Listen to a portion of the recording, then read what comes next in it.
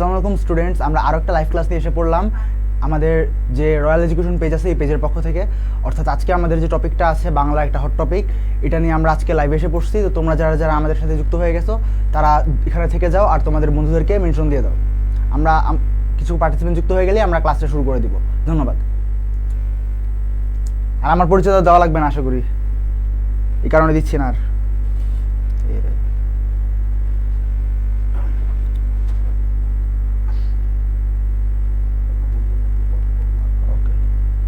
তো আমরা live class শুরু করে দিব। আজকের টপিক তো দেখাই যাচ্ছে, কলমটা এই তো। তো আজকের টপিকটা দেখাই যাচ্ছে, যদিও তোমরা এখানে এইচটিএমএল ফেস্টিএমএল মনে করতে পারো, এগুলো অন্য ক্লাসের টপিক, ওইদিকে চোখ না গেলেই ভালো। তো আজকের যে টপিকটা সেটা হচ্ছে বাংলা প্রথম পত্র। তো আজকে তোমাদের প্রথম পত্র ক্লাস। তো তোমরা অনেকে কনফিউজ থাকো যে আজকে প্রথম পত্র ক্লাস না সেকেন্ড পেপার ক্লাস। তো আমি আজকে আবারও বলে দিচ্ছি এটা ফার্স্ট পেপার ক্লাস। তো ফার্স্ট পেপার ক্লাসে তোমাদের যাদের যাদের কনফিউশন আছে তারা এসে পড়ো। নর্মালি তোমরা কেউ ফার্স্ট পেপার ক্লাসে জয়েন করো না, কারণ তোমরা ফার্স্ট পেপার মনে করো আগের দিন রাতে দেখে গেলেই হবে। এটা আসলে হয় না, পরীক্ষার আগের রাতে দেখে গেলে কিছুই হয় না। তো তোমরা যারা যারা ঢুকবে এখনই ঢুকে পড়ো, কারণ নাইলে পরে মারা খাইলে পরে হচ্ছে বলবা যে কোথাও ক্লাস পাওয়া যায় না। তাড়াতাড়ি ঢুকে পড়ো, তাড়াতাড়ি ঢুকে পড়ো, তাড়াতাড়ি ঢুকে পড়ো। আর এখানে হচ্ছে আমাদের টপিকটার নাম হচ্ছে আমি কিংবদন্তির কথা বলছি। তো তোমাদের মধ্যে অনেকেরই গদ্যের সমস্যা থাকে না, কারণ গদ্য নিজে নিজে পড়ে বোঝা যায়।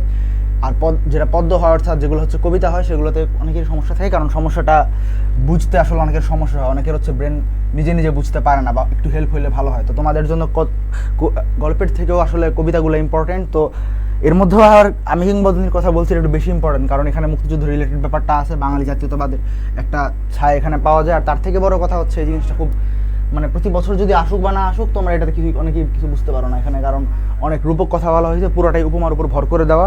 তো তোমাদের অনেকে কিছু বুঝতে পারেন না, তো তুমিও যেন বুঝতে পারো, এবং তুমি যদি ভুলে যাও বুঝতে পারাটা, তাহলে তোমার ফ্রেন্ড যেন তোমার হেল্প করতে পারে। এই জন্য তোমরা তোমাদের ফ্রেন্ডদেরও মেনশন দিয়ে দাও, খুব বেশি ফ্রেন্ড থাকলে শেয়ার দিয়ে দাও, বা তোমার তো মেসেঞ্জার গ্রুপ তো অনেকের আছেই।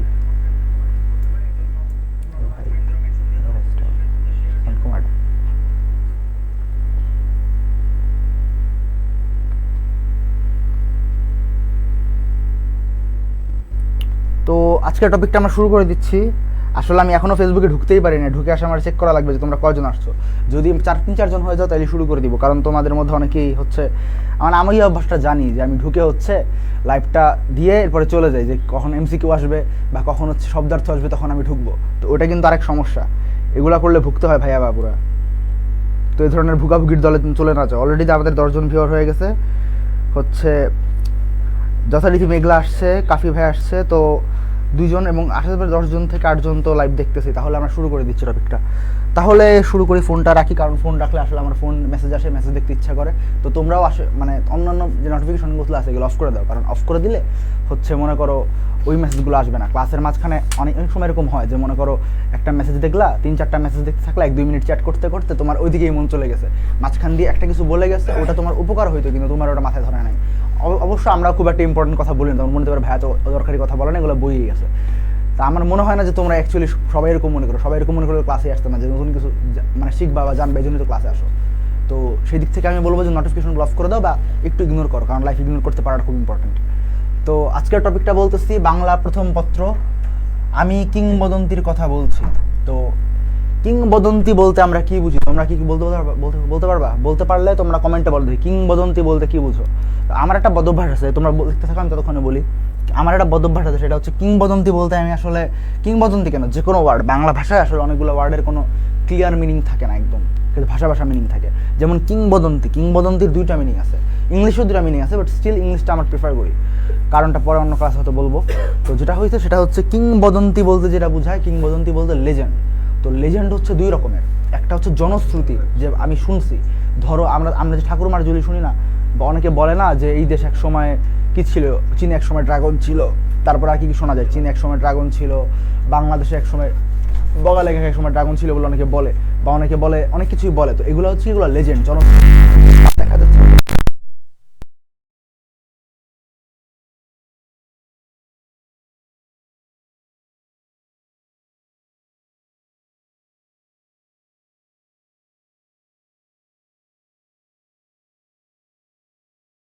যে যারা সময়ের সাথে অমর হয়ে যায়, সেটা হোক সৃষ্টি হোক সৃষ্টিকর্তা। অনেক সময় সৃষ্টিকর্তাও অনেক সময় অমর হয়, লাইক খনার বচনের খনা, তারা অনেকে চিনে রাখছে এখনো পর্যন্ত, যদিও আমরা তার বচন দিয়েই চিনি, তারা দিয়ে বচন চিনি না, বচন দিয়ে তারা চিনি, সেই অর্থে তার সৃষ্টি বেশি মুখ্য। কিন্তু আমি যেটা বলতে চাইতেছি সেটা হচ্ছে যে অনেক সময় অনেক ঘটনা বা অনেক বিশিষ্ট ব্যক্তি তারা যখন সময়ের হিসাবে অমর হয়ে যায়, বা তারা অনেক মানে কি বলবো মানুষের ব্রেনে এভাবে অকুপাই করে যে তারা কখন আর মানুষ তারা কি ভুলে যায় না। তো ওরকম যখন হয় তারা লেজেন্ড হয়ে যায়, যেমন বঙ্গবন্ধু একজন লেজেন্ড, তারপরে কিংবদন্তি, বঙ্গবন্ধু একজন কিংবদন্তি। আবার মনে করো মুক্তিযুদ্ধ, এটা যদিও আমাদের স্মরণকালের মধ্যে আছে, তো স্মরণকালের মধ্যে থাকলে অনেকে কিংবদন্তি বলে না, কিন্তু এটাও একটা কিংবদন্তি, ঠিক আছে। তো কিংবদন্তি বানান, তোমরা একটা জিনিস দেখবা, কিংবদন্তি বানান নিয়ে বেশ ভালো কনফিউশনে তোমরা পড়ো অনেক সময়। তো কিংবদন্তি বানানো অনেকে বলে কি, কিংবদন্তি বানানো অনেকে হচ্ছে কিং বদন, এই পর্যন্ত ঠিক আছে, কিং বধ পর্যন্ত ঠিক আছে, কিং মানে রাজা, বদ মানে কি দুষ্ট, তো এই পর্যন্ত ঠিক আছে। তারপরে হয় হচ্ছে সমস্যা, কেউ বলে এই বানান, দেখো কেউ বলে মানে নয় ত রস্বীকার, আবার কি, আবার কেউ বলে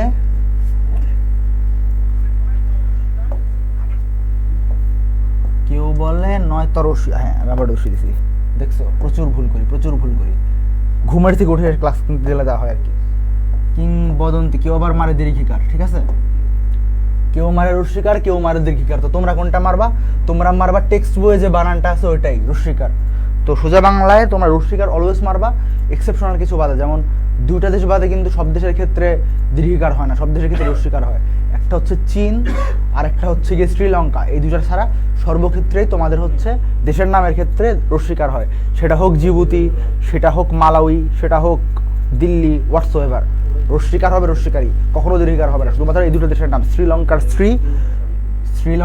শ্রী, এই যে শ্রীলঙ্কার পুরো নাম আমি লিখবো না, শ্রী এটা, আর চীনের চীন, এখানে হচ্ছে দীর্ঘিকার। এছাড়া পৃথিবীর সব দেশের নামে কি হ্রস্ব ইকার, ঠিক আছে। তাহলে এখন যে টপিকটা বলতেছি, কিংবদন্তি মানে লেজেন্ড, আশা করি বুঝাইতে পারছি। তো আমাদের আরো একজন কিংবদন্তি আমরা আজকে দেখি, আমাদের যে কবিতাটা লেখছে ওই কিংবদন্তিটা দেখি, এইটা হচ্ছে আমাদের সেই কিংবদন্তি। দেখো এই কিংবদন্তিটা কে, কেউ বলতে পারবে এই লোকটাকে? মেঘলা বলতেছিল সাউন্ড আসে না, এখন আসে আপু? যদিও সে বলতেছে আসে বোধ হয়, শিওর না। অনেককেই মেনশন দিছে মেঘলা নিজের থেকে, মেনি থ্যাঙ্কস আপু, তোমাকে ট্রিট দেওয়া লাগবে, আমি তোমাকে ট্রিট দিব, দাঁড়াও ঢাকায় এসে দেখা করে ট্রিট দিয়ে দিব। তো কথা হচ্ছে কি, এই জিনিসটা যেটা, এই লোকটাকে, এটা জিনিস নাকি লোক? দেখো তো এটা মানুষ নাই, তো এই মানুষটাকে তোমরা বলো, তোমরা কি কখনো এই মানুষটা দেখছো? তো হয় কি, আসলে বাংলাদেশের বেশিরভাগ যখন পড়ালেখা করতে গেলে আসলে কখনোই যে এটার লেখছে তার চেহারা দেখা হয় না। কিন্তু দেখো আমাদের অনেকের বাবা মা কিন্তু অনেক জাজমেন্টাল, তারা কিন্তু চেক করে যে কে আসলে ভালো কে আসলে খারাপ। যেমন আমার ফ্রেন্ড আছে, সে কাউকে দেখেই বলে দেয় যে তুই ভালো না খারাপ, এরকম, মানে অনেক জাজমেন্টাল। তো আমরা জাজমেন্টাল না হই, বাট একটা মানুষের চেহারা দেখলে অনেক কিছু গেস করা যায় যে এই মানুষটা আসলে কতটা কিরকম। মানে এখন দেখো এই মানুষটার চেহারা দেখে কি মনে হচ্ছে, চোখের মধ্যে আমি মেধা, তোমরা কি দেখতে পাচ্ছ আমি জানি না, কতটুকু দেখা যাচ্ছে এটাও বুঝতেছি না, বাট হোয়াটসোএভার লোকটা একটু মেধাবী, অ্যাকচুয়ালি অনেক বেশি মেধাবী এবং অনেক বেশি যোগ্য। তো ওনার নাম কি? ওনার নাম আবু জাফর ওবায়দুল্লাহ। তো ওবায়দুল্লাহ উচ্চারণ করতে গেলে অনেকে বলে, অনেকে ভুল উচ্চারণ বা ভুল বানান লিখে ফেলে। তো আবু জাফর এবং উবায়দুল্লাহ বানানটা আবার দেখো, উবায়দুল্লাহ, নট ওবায়দুল্লাহ। অনেকে আমার এইচএসসি পরীক্ষা দিতে গিয়ে আমি দেখতেছি আমার ফ্রেন্ড হচ্ছে ভুল করতেছে, এই বানান লিখতেছে এইচএসসি পরীক্ষার হলে বসে, ঠিক আছে। তো এই ধরনের কারবার করবা না, এটা বানান না। বানান কোনটা? বানান হচ্ছে এইটা।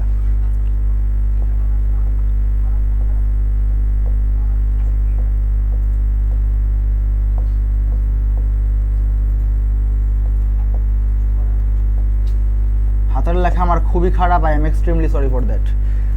আবার নট সরি, কারণ আমি অ্যাকচুয়ালি সরি হলে তো আমি চেষ্টা করতাম ঠিক করতাম, আমি ঠিক করতে চেষ্টা করি না, যেমন সামনে রেখে দিই, আমি আসলে সরি না, এটা হচ্ছে ফর্মালিটি। তো কথা হচ্ছে কি, কথা হচ্ছে ওবায়দুল্লাহ এই বানান না, এই ওবায়দ হচ্ছে অন্য ওবায়দ, ওবায়দুল্লাহর ওই কি জানি, ওবায়দুল কাদেরের ওবায়দ, শামা ওবায়দের ওবায়দ, নট দিস ওয়ান, এটা হবে উবায়দুল্লাহ, ঠিক আছে। তো এরপরে যাই, ভাই তো ওই লোকটারে দেখে রাখো, এই লোকটারে নিয়ে আজকে তোমাদের যত পড়ালেখা, আমি ওনার চেহারা একাই করতেছি, অন্যায় হয়ে যাচ্ছে, তাই না? আচ্ছা যাক, শুরু করি টপিকটা। তো আমি অলওয়েজ যে কথাটা বলি, যেটা অ্যাকচুয়ালি বোরিং, মানে কপকচানি নাকি হোয়াট এভার, তো এই জিনিসটা আমি করি তো সেটা কি, সেটা হচ্ছে আমি আগে কবি পরিচিতি পড়াইনি। অনেকেই বলে যে না, বেশিরভাগ টিচার অ্যাকচুয়ালি কবি পরিচিতি আগে পড়ে না, আগে পড়ায় কি, আগে পড়া হচ্ছে পাঠ পরিচিতি। বাট কথা কি, তুমি যখন দুইটা কারণে আমি কবি পরিচিতি আগে পড়াই। একটা হচ্ছে কবি পরিচিতি যখন তুমি আগে পড়বা, আমি শুধু পড়াই না, আমি যখন নিজেও পড়তে বসে আমি কবি পরিচিতি আগে পড়ে নিই। কেন? কারণ কবি পরিচিতি যদি আগে পড়ো, তাহলে ধরো তোমার একটা জিনিস যেটা ওনার ব্যক্তি সম্পর্কে, মানে উনি যে সৃষ্টিটা করবে ওই সম্পর্কে একটা আইডিয়া হয়ে যাবে। কমেন্টে কি হয়েছে? বইয়ে উবাইদুল্লাহ লেখা হয়। আচ্ছা হইতে পারে, আমার অ্যাকচুয়ালি ঠিক নেই। এখানে যদি উবাইদুল্লাহ বানান দেওয়া থাকে তাহলে আমার কিছু করার নেই। আসলে কি ভাই, ক্লাস যে নিতে আসছি আমি ওটা পড়ছি, সবই পড়ছি, কিন্তু আচ্ছা আচ্ছা বানানে মিস্টেক হতে পারে, তাহলে আমি আর কি বলবো বলো? আমার বলে দিল বানানে মিস্টেক হতে পারে, তাহলে আমার কিছু করার নেই, আমার মাইট দিও। ঢাকার কই দেখা করলে ট্রিট দিবেন? ঢাকা ভার্সিটি আসবা, শাহবাগ আসবা, শাহবাগ এসে অথবা ঢাকা ভার্সিটি টিএসসি এসে আমার কল দিবা, তাহলেই হবে। টিএসসিতে বসে থাকি সারাদিন। আচ্ছা স্টুডিওতে আসতে পারে, এখানকার স্টুডিওতে আসতে পারে। স্টুডিও হচ্ছে মোহাম্মদপুর, এসে করো মোহাম্মদপুর বাস স্ট্যান্ড এসে কল দিলে হবে। তারপর হচ্ছে যে জিনিসটা বলতেছি সেটা হচ্ছে আবু জাফর ওবায়দুল্লাহ আছে, ঠিক আছে? হ্যাঁ, এতক্ষণে আসছে। এটা আমার নোট, বুঝছো? বাইরের যে কাভার পেজটা হচ্ছে আমাদের যে কি বলবো, যারা এডিটর আছে তারা হচ্ছে এই কাজগুলো করে। এখন বাইরে যে এডিটররা যে কাজই করে, ভাই এখানে বসে আছে, ভাইয়ার এখন মানে ভাইয়া কি উঠবেন থাক। তখন কথা হচ্ছে, এখন ভাইয়ারে যদি বলে দিই, মানে ভাইয়া এখন বানানো ভুল করতেই পারে। এখন ভাইয়া ভুল করলে কোনো সমস্যা, মানে এটা ক্ষমার চোখে দেখো, আমি ভুল করছি, ভাইয়া ভুল করছে, ভাইয়েরা ভুল, আমারই ভুল। এটা নিয়ে আর কি তোমরা পেঁচাপেচি করো না, এই বানানটা তোমরা নিবা আসলে, ঠিক আছে? এক্সট্রিমলি সরি, মানে আমি বানান নিয়ে খুব বড় গলায় কথা বলি না, চোরের মায়ের বড় গলা এখন ধরা হয়ে গেলাম। তো হয়েছে কি, হচ্ছে ওবায়দুল্লাহ। আচ্ছা ঠিক আছে, এই যে দেখো ওখানেও সে ভুল বানান। এটা একটা বিপদ হয়ে গেছে মনে হয়। হ্যাঁ, একটা বিপদ হয়ে গেছে। বিপদটা কি, যত বেশি হ্যাঁ প্রত্যেকটা স্লাইডে এই জিনিসটা হবে। তো বিপদটা কি হয়েছে, আমি অ্যাকচুয়ালি অনেকে দেখবো, অনেকে ভুল বানান শুদ্ধ বানান প্র্যাকটিস করে। হ্যাঁ, প্র্যাকটিস করে, আবেগ নিয়ে প্র্যাকটিস করে যে এটা ভুল বানান, এটা শুদ্ধ বানান। মনে করো কি, এটা ব্যবসা হচ্ছে শুদ্ধ বানান, এই যে এটা হলো শুদ্ধ বানান, এটা হচ্ছে ভুল বানান। পোলাপান করে কি, পোলাপান দুইটা বানানই দেখে। তো দুইটা বানানই দেখে হচ্ছে কি করে, যে এটা ভুল বানান, মানে এটা ভুল বানান আর এটা হচ্ছে কি ঠিক বানান, এই ধরনের কারবার করে। এই ধরনের কারবার থেকে দূরে থাকবা। কেন আমি বলি, মানুষের ব্রেন না নিতে পারে না, মানে মানুষের ব্রেন কোনো কিছু না নেগেটিভ এরকম কিছু মানুষ বুঝতে পারে না, মানুষের ব্রেন ডিরেক্ট বুঝতে পারে না। মানে মানুষের ব্রেন সবসময় পজিটিভ জিনিসই পারসিভ করে, অথবা সব কিছু মানে অ্যাফার্মেটিভ ওয়েতেই পারসিভ করে। তুমি যখন কোনো কিছু দেখবা, তোমার ব্রেন মনে রাখবে কি, যে এই বানানো আমি দেখছিলাম কোনো জায়গায়, এটাও দেখছিলাম, দুটাই ঠিক বানান। যখন ক্রিটিক্যাল সময় আসবে তখন তুমি কি করবা, মহাবিপদে পড়ে যাবে, কোনটা ঠিক বানান। তো এইসব বিপদে আগে অনেক আগে পড়তাম, ক্লাস 8-9 দিকে পড়তাম। তো এরপর থেকে আমি যে কাজটা করি, আমি ঠিক বানান ছাড়া কোনো কিছু পড়ি না। আমি যদি বড় আর্টিকেল পড়তে বসে আমি 3-4টা ভুল বানান পাই, আমি এরপরে পড়ি না। কারণ ভুল বানান চোখে পড়লেই সমস্যা, চোখেও পড়া যাবে না। আছে না যে কি, যে তুই চোখের সামনে থেকে দূর হ, তো এরকম রাখতে হবে, চোখের সামনে থেকে দূর হ, দূরে গিয়ে মর, কাছে আশেপাশে যে ঘুরতে দেওয়া যাবে না ঘুরে। তোমরা যেমন মনে করো টেশাখোরের আশেপাশে ঘিরতে যাও না, এগুলো হচ্ছে নেশাখোর বানান, ঠিক আছে? এগুলো হচ্ছে কি নেশাখোর, এগুলো আশেপাশে ঘিরতে দিবা না। তো ভুল বানান শিখবাই না। তো এখানে আমি বিপদটা কই হয়েছে, বিপদটা হচ্ছে এখানে একটা শুদ্ধ মানে ভুল বানান তোমাদের চোখে ভাসবে, এটা দয়া করে নিজ দায়িত্বে হচ্ছে মনে রেখে দিবা, লাগলে 5 বার লিখবা। আমি যদি এই ক্লাসে থাকতাম, তোমার সাইডে 2 থাকতাম, ক্যামেরার এই সাইডে আসছি আমি, ক্যামেরার ওই সাইডে আসছি তুমি, আমি যদি ক্যামেরার ওই সাইডে থাকতাম, আমি মিনিমাম 5 বার এই বানানটা ভালো করে লিখে নিতাম। যাই হোক, কবির নাম কি, Abu Zafar Obaidullah. Very good. I am extremely sorry, I again apologise. হ্যাঁ, তারপরে কবির নাম হোয়াটসোএভার, কবির নাম আসলে ইম্পর্টেন্ট না, বুঝছো? কবির নাম এমসিকিউর জন্য ইম্পর্টেন্ট। মানুষের নাম দিয়ে কাজ, মানে একটা কথা আছে, নাম দিয়ে কাম কি, নাম দিয়ে কোনো কাম নেই, ওনার কাজ দিয়ে হচ্ছে কাজ। তো বরিশাল, ওনার কোথায় বাড়ি কই বরিশাল। কেউ এখানে বরিশালে আসো দেখি, ইনশাল্লাহ দেখা হবে যখন ঢাকা চান্স পাবো, তখন ট্রিট নিয়ে নিবো আপনার কাছ থেকে, ঠিক আছে? নিয়ে নিও, অনেকগুলারে মেনশন করে দিচ্ছে। সে দেখি একদম কি বলবো, মেনশন কুইন হয়ে গেছে, আমাদের মেনশন কুইন বা আমাদের মেনশন চুম্বক। তারপরে বরিশাল জেলার বাবুগঞ্জ উপজেলার অন্তর্গত বহেরচর ক্ষুদ্রকাঠি গ্রামে 1934 সালের 8 ফেব্রুয়ারি জন্ম। আল্লাহ রে, আমার তো কি নিজেরই মনে থাকে না, এত কিছু কি লিখছে। তো ইজিলি বলি, তুমি প্রথমে মনে রাখবা 1934 সালের 8 ফেব্রুয়ারি, এবং এটা একবার পড়লে হবে না, এটা অনেকবার পড়তে হবে। আমি কারণ চাইছিলাম যে এটা বারবার মানে এইটারে আলাদা লাইন করতে, বরিশাল জেলার এখানে কোন জায়গা জন্ম, মানে জন্মস্থান আর জন্ম তারিখ দুটো আলাদা করতে চাইছিলাম, বাট ওটা করলে আরো মেসি হয়ে যায় জিনিসটা, দরকার নাই। একটা লাইনে দিয়েছি, তুমি বোঝার চেষ্টা করো। 34 সালের 8 ফেব্রুয়ারি, 8 ফেব্রুয়ারি কোন আর কিছু আছে, কোনো দিবস আছে মনে করো তো? 8 মার্চে নারী দিবস আছে আমরা জানি, কিন্তু 8 ফেব্রুয়ারিতে কোনো দিবস আছে, এটা তোমরা মনে করো, কমেন্ট সেকশনে জানাও। আর একটা জিনিস, বরিশাল জেলার বাবুগঞ্জ উপজেলা, তো আমাদের আবু জাফর ওবায়দুল্লাহ ভাইটাকে, সে হচ্ছে বরিশালের বাবু, ওবায়দুল্লাহ না ওবায়দুল্লাহ, সে বরিশালের বাবু, ঠিক আছে? মনে রাখবা সে বরিশালের বাবু, বরিশাল জেলার বাবুগঞ্জ উপজেলার কোথায়, বহেরচর ক্ষুদ্রকাঠি গ্রাম। এটা অ্যাকচুয়ালি ইউনিক একটা নাম, বহেরচর ক্ষুদ্রকাঠি। অর্থাৎ একটা গ্রামের নাম কিন্তু নর্মালি এক ওয়ার্ডেই হয়, যেমন কবিরাজপুর, উচুটিয়া, পিচুটিয়া সবগুলো এক ওয়ার্ডেই হয়, কিন্তু এখানে যে জিনিসটা হইতেছে সেটা হচ্ছে বহেরচর ক্ষুদ্রকাঠি 2 ওয়ার্ডে। তো এটা মনে রাখার মতো, এবং উনি কিন্তু আসলে মনে রাখার মতোই একটা মানুষ, কারণ উনি অনেক বেশি যোগ্য।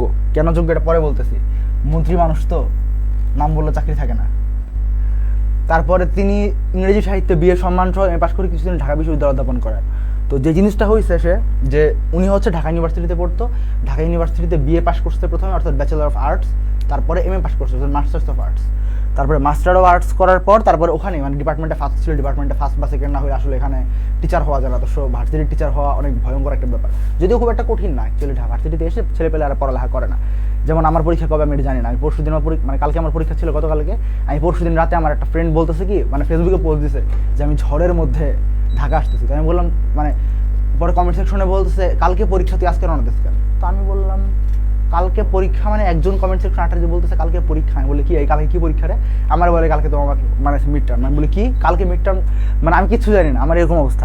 তো যারা পড়ালেখা করে, হ্যাঁ, যারা ভার্সিটিতে এসে পড়ালেখা ধরে রাখতে পারে বা পড়ালেখা করে, তাদের এই জিনিসটা হয় যে মনে করো কি, যারা ভার্সিটিতে পড়ালেখা করে, প্রচুর পড়ালেখা করে, অ্যাকচুয়ালি যারা ঢুকে তাদের সবার যোগ্যতা মোটামুটি সেম থাকে, বাট যারা ধরে রাখে পড়ালেখাটা, ধরে রাখাটা খুব টাফ, আশেপাশের সব কিছু ধরে। তো যারা ধরে রাখতে পারে তারা টিচার হয়, অ্যান্ড টিচার হয়ে অধ্যাপনা করা আসলে জানাতেন কথা না, মানে খুব এক্সট্রিম পেইনের ব্যাপার। লাইক প্রতিদিন 12 ঘন্টা পড়া লাগে, একই জিনিস বারবার পড়া লাগে, কারণ সবাই তো পড়ে।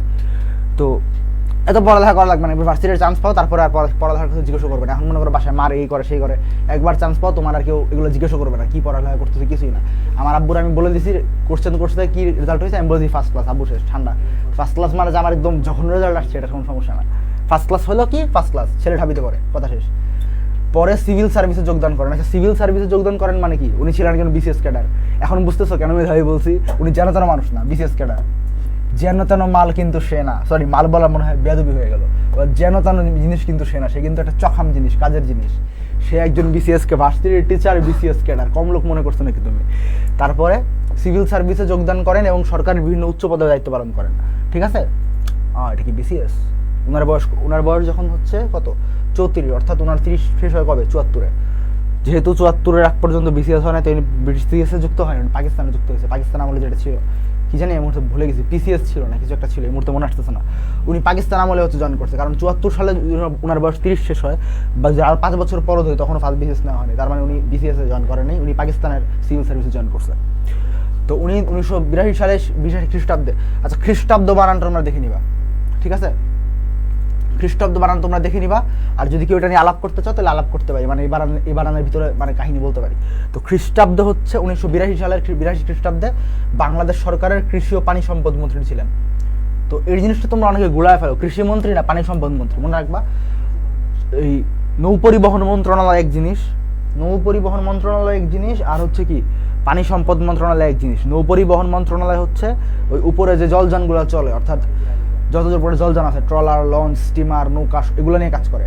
আর যেটা হচ্ছে গিয়ে কি, যেটা হচ্ছে নৌতো না, পানি সম্পদ মন্ত্রী, কৃষি ও পানি সম্পদ মন্ত্রী। কৃষি কথাটা বাদ দিয়ে পানি সম্পদ হচ্ছে পানির ভিতরে যা আছে, অর্থাৎ এলজাই থেকে শুরু করে মাছ, কুমির, মাংস, পানির নিচে যে মাংস পাওয়া যায় আর কি, সব কিছু কে দেখে হচ্ছে পানি সম্পদ মন্ত্রণালয়। তাহলে 1982 খ্রিস্টাব্দে বাংলাদেশ সরকারের কৃষি ও পানি সম্পদ মন্ত্রী হিসেবে জয়েন করে, যেন তেন কথা না কিন্তু, অর্থাৎ এরশাদ সরকারের আমলে না, 82 সালে, হ্যাঁ 82 সালে এরশাদ সরকারের আমলে সে হচ্ছে এটা হয়। এরশাদ অ্যাকচুয়ালি মানে পলিটিক্যাল কথা খুব একটা আমি বলি না ক্লাসে। তো এরশাদ হচ্ছে কি, উনি হচ্ছে ক্ষমতা আসার পর উনি হচ্ছে যারা হচ্ছে ভালো আমলা, অর্থাৎ যোগ্য আমলা, এমন উনি যে যোগ্য এ ব্যাপারে কিন্তু আমরা কোশ্চেন করতে পারি, উনি অবশ্যই যোগ্য।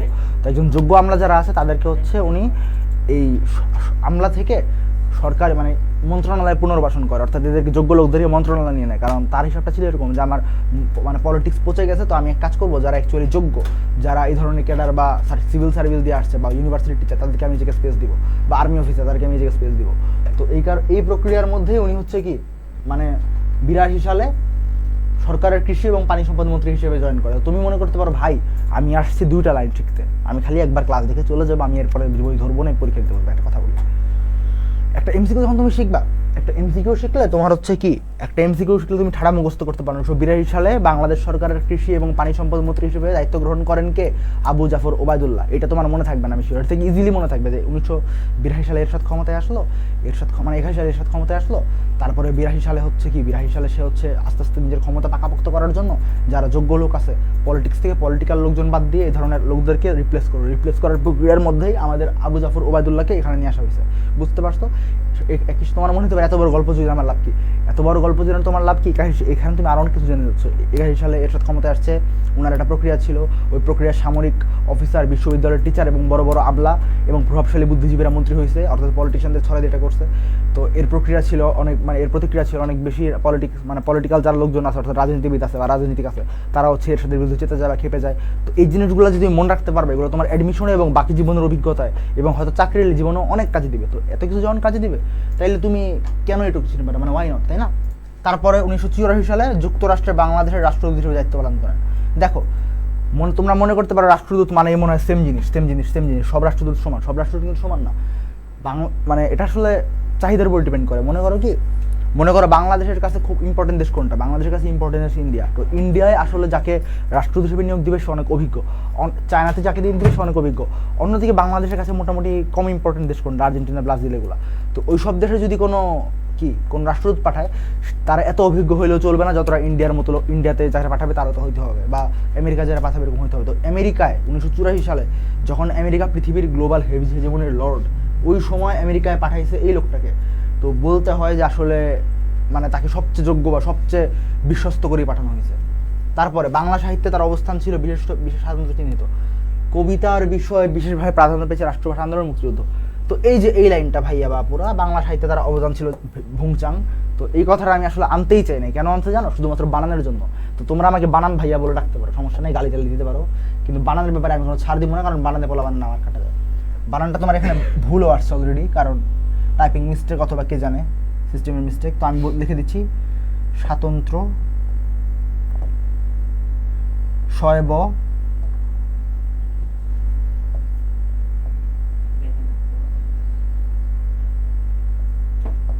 কেউ নেই মানে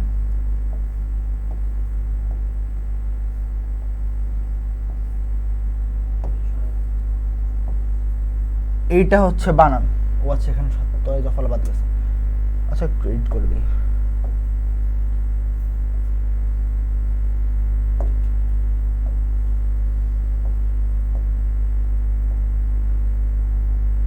তো স্বাতন্ত্র বানানটা দেখো, চিহ্নিত বানান তোমরা পারবা। চিহ্নিত বানানের ক্ষেত্রে একটা মজার জিনিস কি, চিহ্ন, অপরাহ্ন, এখানে যে বানানগুলো হয় এই বানানগুলোর ক্ষেত্রে হয় না যেটা, হ্যাঁ, একটা হচ্ছে হয় দন্তন্য। হয় দন্তন্য যেটাতে হয় না, ওটা উল্টা দিকে চলে যায়, যেমন এইটা। আর যেটা মূর্ধন্য, সরি, যেটা এক বানান এদিকে চলে যাবে, আর যেটা হচ্ছে হয় ন মানে মূর্ধন্য, ওটা অন্যদিকে চলে যাবে। এটা তোমরা মাথায় রাখবা। কারণ মনে করো কি, এসব বানান যদি ভুল করো, অনেকে সব জায়গায় কনফিউজ হয়, এগুলো কনফিউজ হওয়া যাবে না। তো এদিকে দেখো, স্বাতন্ত্র চিহ্নিত বানান একটা, চিহ্নিত বানান তোমরা পারবা, বাট কোনটা পারবা না হচ্ছে স্বাতন্ত্র। ছয়ব আকার তটাই খালি নর্মাল হয়েছে, এরপরে নয় তয় রফলা আর অন্তস্থীয় জটাও কিন্তু আছে। তো এই বানানটাও তোমার ধরতে হবে, খুব ভালোভাবে বানান ধরতে হবে। তারপরটাতে যাচ্ছি, বানানটা তোমরা স্ক্রিনশট নিয়ে নিও, প্যারা নাই। একজন বলতেছে আমার সাথে দেখা করবা না, ওরে বাবা। রাশিদুল ইসলাম বলতেছে ভাই পড়ান। আচ্ছা, আমি পড়াইতেছিলাম না যখন এই কমেন্টটা করছে, আমি শিওর না। ইভা ইসলাম বলছে আসসালামু আলাইকুম ভাইয়া। ওয়ালাইকুম আসসালাম ওয়া রাহমাতুল্লাহি ওয়া বারাকাতুহু। আরো বড় রিপ্লাই দিতে পারতাম, দিলাম না। অন্য নেক্সট যদি কেউ সালাম দেয় তাহলে তার বিশাল বড় একটা রিপ্লাই দিব। তারপরে 1900, আচ্ছা ঠিক আছে, তো গেল। তো এখন জিনিসটা হচ্ছে কি, স্বাতন্ত্র চিহ্নিত আসলে সবাই স্বাতন্ত্র চিহ্নিত, ঠিক আছে? কেউই আসলে যারা তোমার টেক্সট বুক পর্যন্ত জায়গা করে নিতে পারছে তারা কেউই কম যোগ্য না। তো আমি যে কারণে এই বানানটা দিই, স্বাতন্ত্র চিহ্নিত বানানটা তোমরা শিখবা। স্বাতন্ত্র মানে কি? ইউনিক। স্বাতন্ত্র চিহ্নিত মানে কি? ইউনিক। তারপরে তার কবিতায় বিশেষভাবে প্রাধান্য পেয়েছে কি? প্রাধান্য বানানে অনেকে আবার মূর্ধন্য মারে, যে মারবে তারা ধরে দিবা থাপ্পড়, এক থাপ্পড়। প্রাধান্য বানান এটা, যে এখানে মূর্ধন্য মারবে, আমি অ্যাকচুয়ালি মারতে দেখতে সুন্দর লাগে, বুঝছো? এখানে প্রাধান্য বানানে মূর্ধন্য মারলে আসলে দেখতে সুন্দর লাগে, হ্যাঁ। তো আমি এই কারণে মারতাম এক করে, বাট এই ধরনের কাজ আবার করবা না, যে মারবে তারা থাবড় মারবা। ইনফ্যাক্ট আমি যতক্ষণ এখানে মূর্ধন্য যখন দিলাম তখন যদি সুযোগ পাও আমারও মেরে দিবা। তারপরে হয়েছে কি, তারপরে হচ্ছে হ্যাঁ, তারপরে কি সাধারণ ছিল তো ওনার কবিতার বিশেষভাবে কি প্রাধান্য পাইছে বলো তো?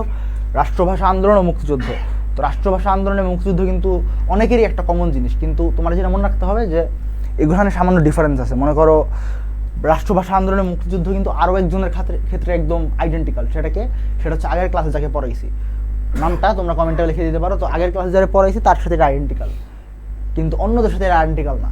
তো দেখা গেছে সরি আগের ক্লাসে পড়াই নেই, ফেব্রুয়ারি 1969।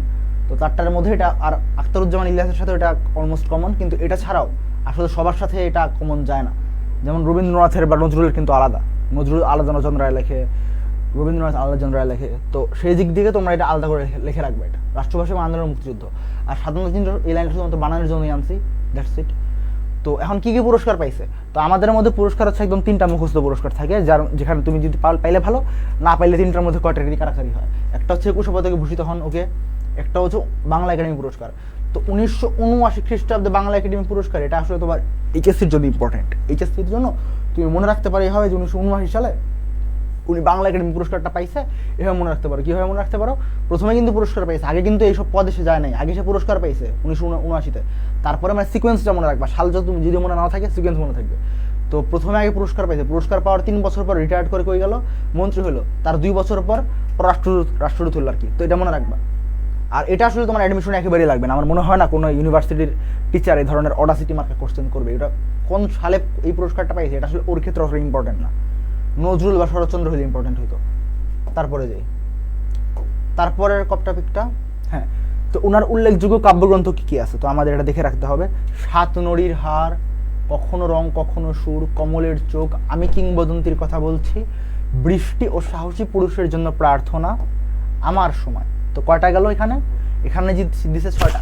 তো এই 6টা আপাতত মুখস্থ করলেই হবে। আমি অ্যাকচুয়ালি একটা কথা অলওয়েজ বলি যে একটা রাইটারের মধ্যে নামকরণের ক্ষেত্রে সে একই ইনস্টিংক্ট ফলো করে, সে একই জিনিস দেয়।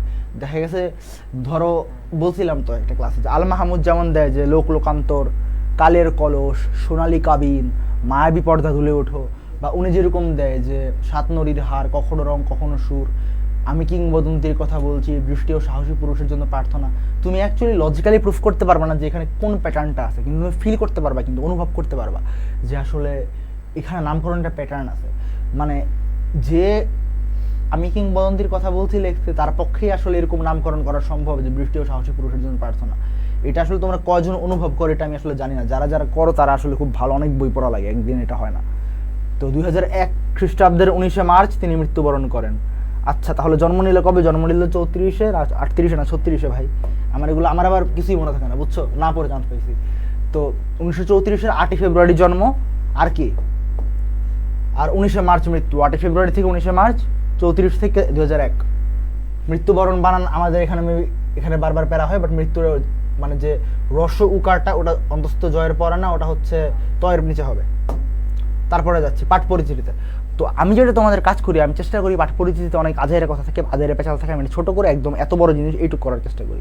কিন্তু যে তোমাদের কপালটা খারাপ সেটা হচ্ছে এখানে আসলে এটার যে পাঠ পরিচিতি, এই আমি কিংবদন্তির কথা বলছি পাঠ পরিচিতিটাতে তোমাদের আসলে এমন কিছু না যে তোমাদেরকে আসলে 3-4টা ইনফরমেশন দেওয়ার চেষ্টা করা হয়েছে। এখানে তোমাদেরকে পুরোটা জুড়েই অনেক কথা দেওয়া হয়েছে। তো আমার পুরোটাই পড়াইতে হবে। এখন 2-একটা জিনিস বাদ দিচ্ছি, যেগুলো একেবারেই বাদ দিলে হয় আর কি, বাদ দেওয়া যায়। তো অনেক কিছু ইম্পর্টেন্ট। কী কী ইম্পর্টেন্ট বলতেছি। রচনাটিতে বিষয় এবং আঙ্গিকগত অভিনবত্ব রয়েছে। আচ্ছা, মানে কি বিষয় এবং আঙ্গিকগত? একটা হচ্ছে টপিক, বিষয় মানে কি, বিষয় হচ্ছে টপিক, বোঝানোর চেষ্টা করে দেখো। বিষয় কি টপিক, যে এই টপিকে নর্মালি কেউ লেখে না। আঙ্গিক মানে কি ভিউ পয়েন্ট বা দৃষ্টিভঙ্গি, যে অন্য দৃষ্টিভঙ্গিতে। প্রথমত এই টপিকে কেউ লেখে না।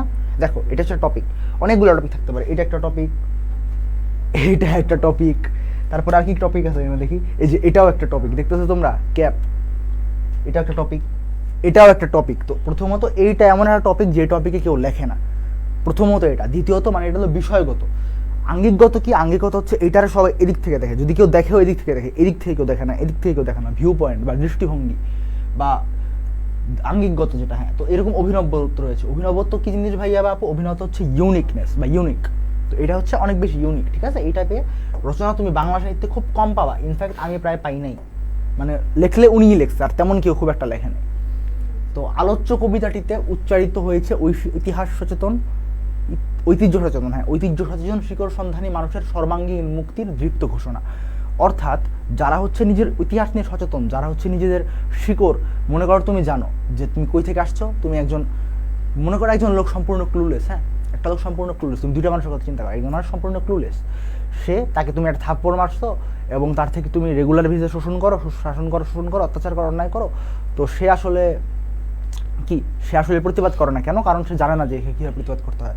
প্রতিবাদ করলে ওর প্রতিবাদ হয় একরকম, আর তোমাকে যদি কেউ প্রতিবাদ করলো, তুমি মনে করো তোমার ঐতিহ্য সচেতন, তুমি জানো যে তোমার 1000 বছরের ঐতিহ্য আছে বিপ্লব করার, বিদ্রোহ করার, অন্যায়ের বিরুদ্ধে লড়ে যাওয়ার, তো এইটা যদি তুমি জেনে থাকো তাহলে কি হবে? এটা জেনে থাকলে তোমার হচ্ছে একটা মোটিভেশন আসবে যে না, আমার পূর্বপুরুষরা এই কাজ করছে, আমার পূর্বপুরুষরা এটা করে দেখিয়েছে, আমার পূর্বপুরুষরা এত বড় অন্যায়ের বিরুদ্ধে রুখে দাঁড়িয়েছে, তাহলে আমি কেন পারবো না?